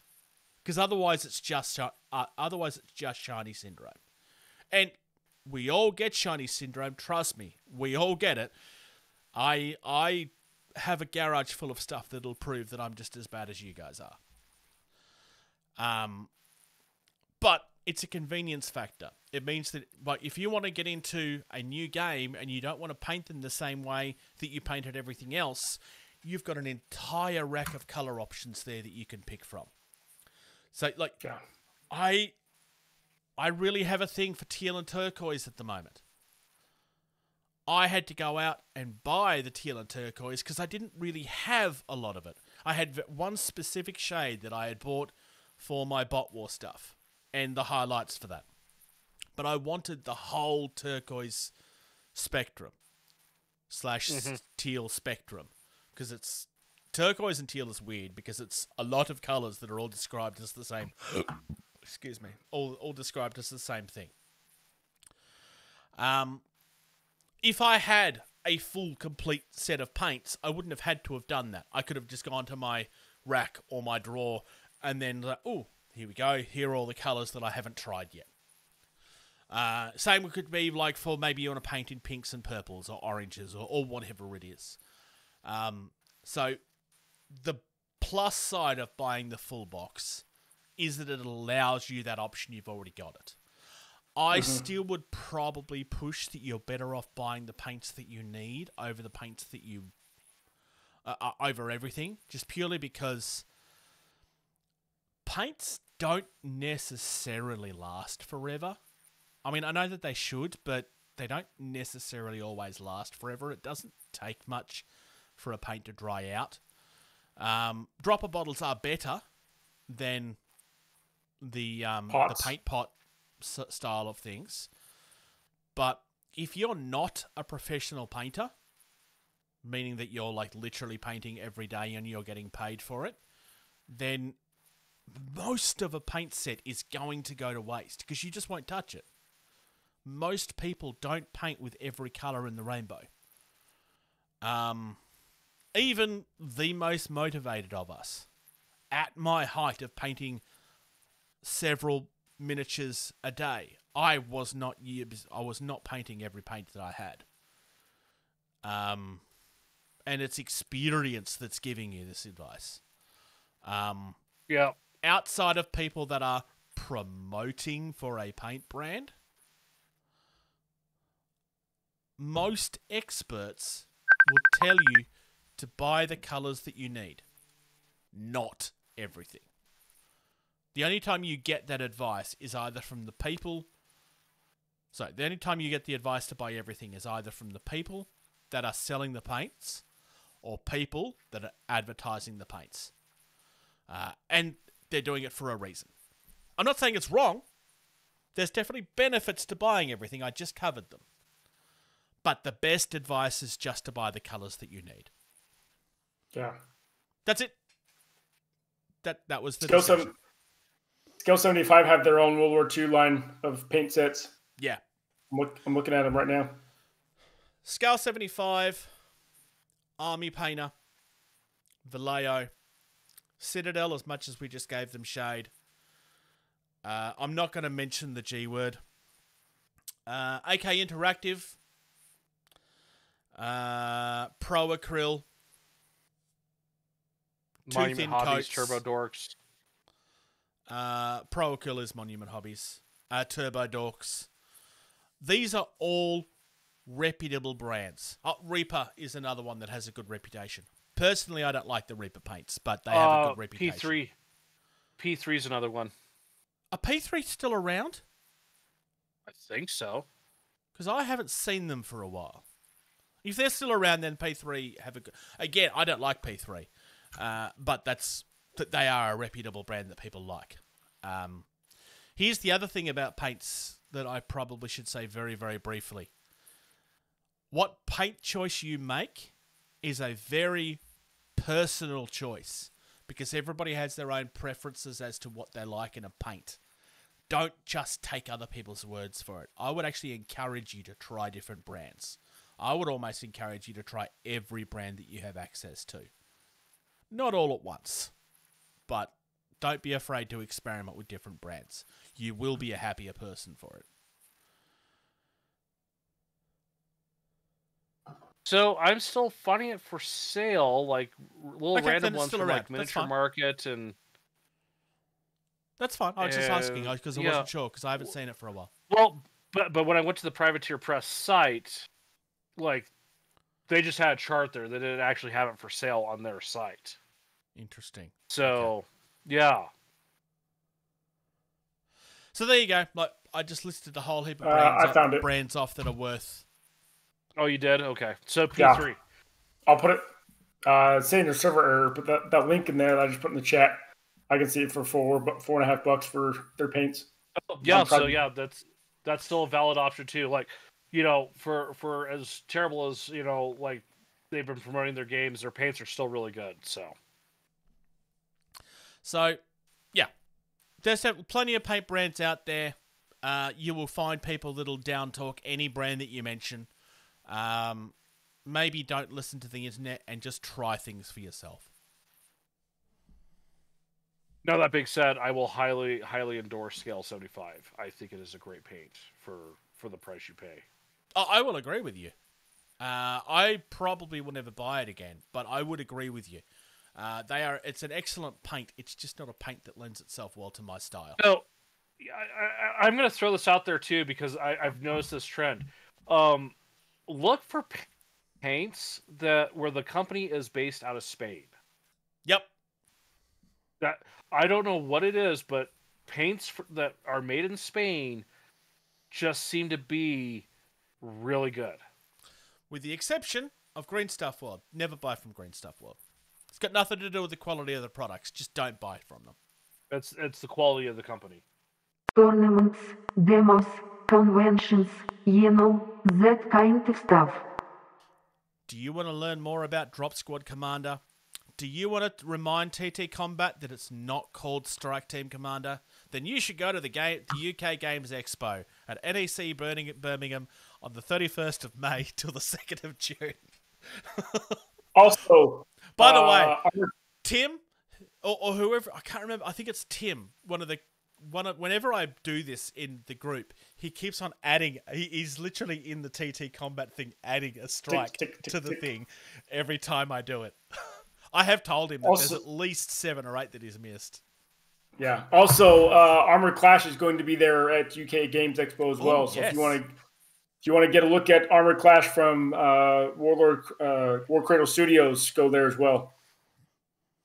Also, on a side note, if you want to be our biggest hero and you can go to the UK Games Expo, go get yourself the cheapest custom shirt you can make that says DropSquad Commander on it and go to the StrikeTeam Commander booth. Get a photograph of yourself wearing that shirt at that booth, and I will get it. Get the photo with Louis if you can, absolutely. Because Louis will probably take it with you. My personal hero. Oh dear, I wish I was in the UK because I would totally do that. Because you wouldn't be living in a penal colony then? No, it's got nothing to do with it. Although technically, so are you. No, we rebelled against that one. Yes, but you still start. Nobody ever talks about this. The United States started as a penal colony partially as well. Partially. Not Florida. Not Florida. Florida was the Spanish. Spaniards. Yeah, true. The northern part was a lot of the French. The true heroes of history. Oh wait, no, not that. Where George is, it was bought by the. It was all. It was French originally. Oh, I don't think unknown territory. I'm trying to remember how far up the Mexican purchase was. I know parts of Utah were Mexican. Where I'm at was part of the purchase from the French. So okay, I couldn't remember if it was the French. Yay! All right. We also have Gen Con coming up on the 1st of August till the 4th of August. That's definitely it's a little tiny convention. Oh yeah, it's just absolutely tiny. Nobody's ever been there. It's not millions. Well, it's not tens of thousands of people at all. Definitely not. And PAX Australia is also coming up from the 11th of October till the 13th of October. Come and find me on the 13th of October because it'll be my birthday. And yeah, that's it, at least for now. I want to throw a big shout out and thanks to our sponsor, Valhalla Hobby. They have a great selection of the common games, your Warhammer and stuff like that, but they also have the stuff that you don't see or hear a lot about that we do talk about. They have your Dystopian Wars, they have your Bushidos, they now have Blacksite Studios, and they run the kind of shop where, if they don't have it, you tell them about it, they can probably get their hands on it because it's just how distribution works, and they work for their client base. That's what stores do. They have great prices on things. Like going back to the paint conversation, I did get the complete, not the mega, the complete speed paint set. I got it from Valhalla Hobby because I couldn't find it at a better price anywhere else. Yeah. Plus, on your first order, if it's over $100, use the code TABLED and you'll get 5% off. We make nothing from it. It's just so that they can track it. Yeah, check out their range. They are good. ValhallaHobby.com. Thank you very much to our Patreons for supporting us. If you appreciate what we do and you want to thank us and contribute in a more financial way, please consider supporting us on Patreon.com. Thank you to James, Chris, Shay, Mark, and James, all of which who contribute at this stage. We highly appreciate it. We highly appreciate the fact that this is self-funding at this point. We couldn't do this without their support. It's really, really, really, really appreciated. Any of the links to the stories that we've discussed on today's episode, you can find at gettingtabled.com. If you want to follow us on social media, the most helpful place to do so would be on Facebook, because that's where most of our stuff gets shared straight away. Please subscribe to us on YouTube. All of our video content will be going there. The video edition of this podcast will be going there on Thursday. It's exclusive to the Patreon until then. If there's something that you would like us to talk about, or a story that we talked about, like if you've noticed something that we got wrong or something that we missed, maybe there's a side to the argument with paint sets that we completely didn't think of, reach out to us at gettingtabled@gmail.com. We are more than happy to correct ourselves or mention what we've missed and all of that sort of stuff. Or hey, maybe you've got something that you've got coming out you'd like us to cover. I can throw the details in the news and talk about it.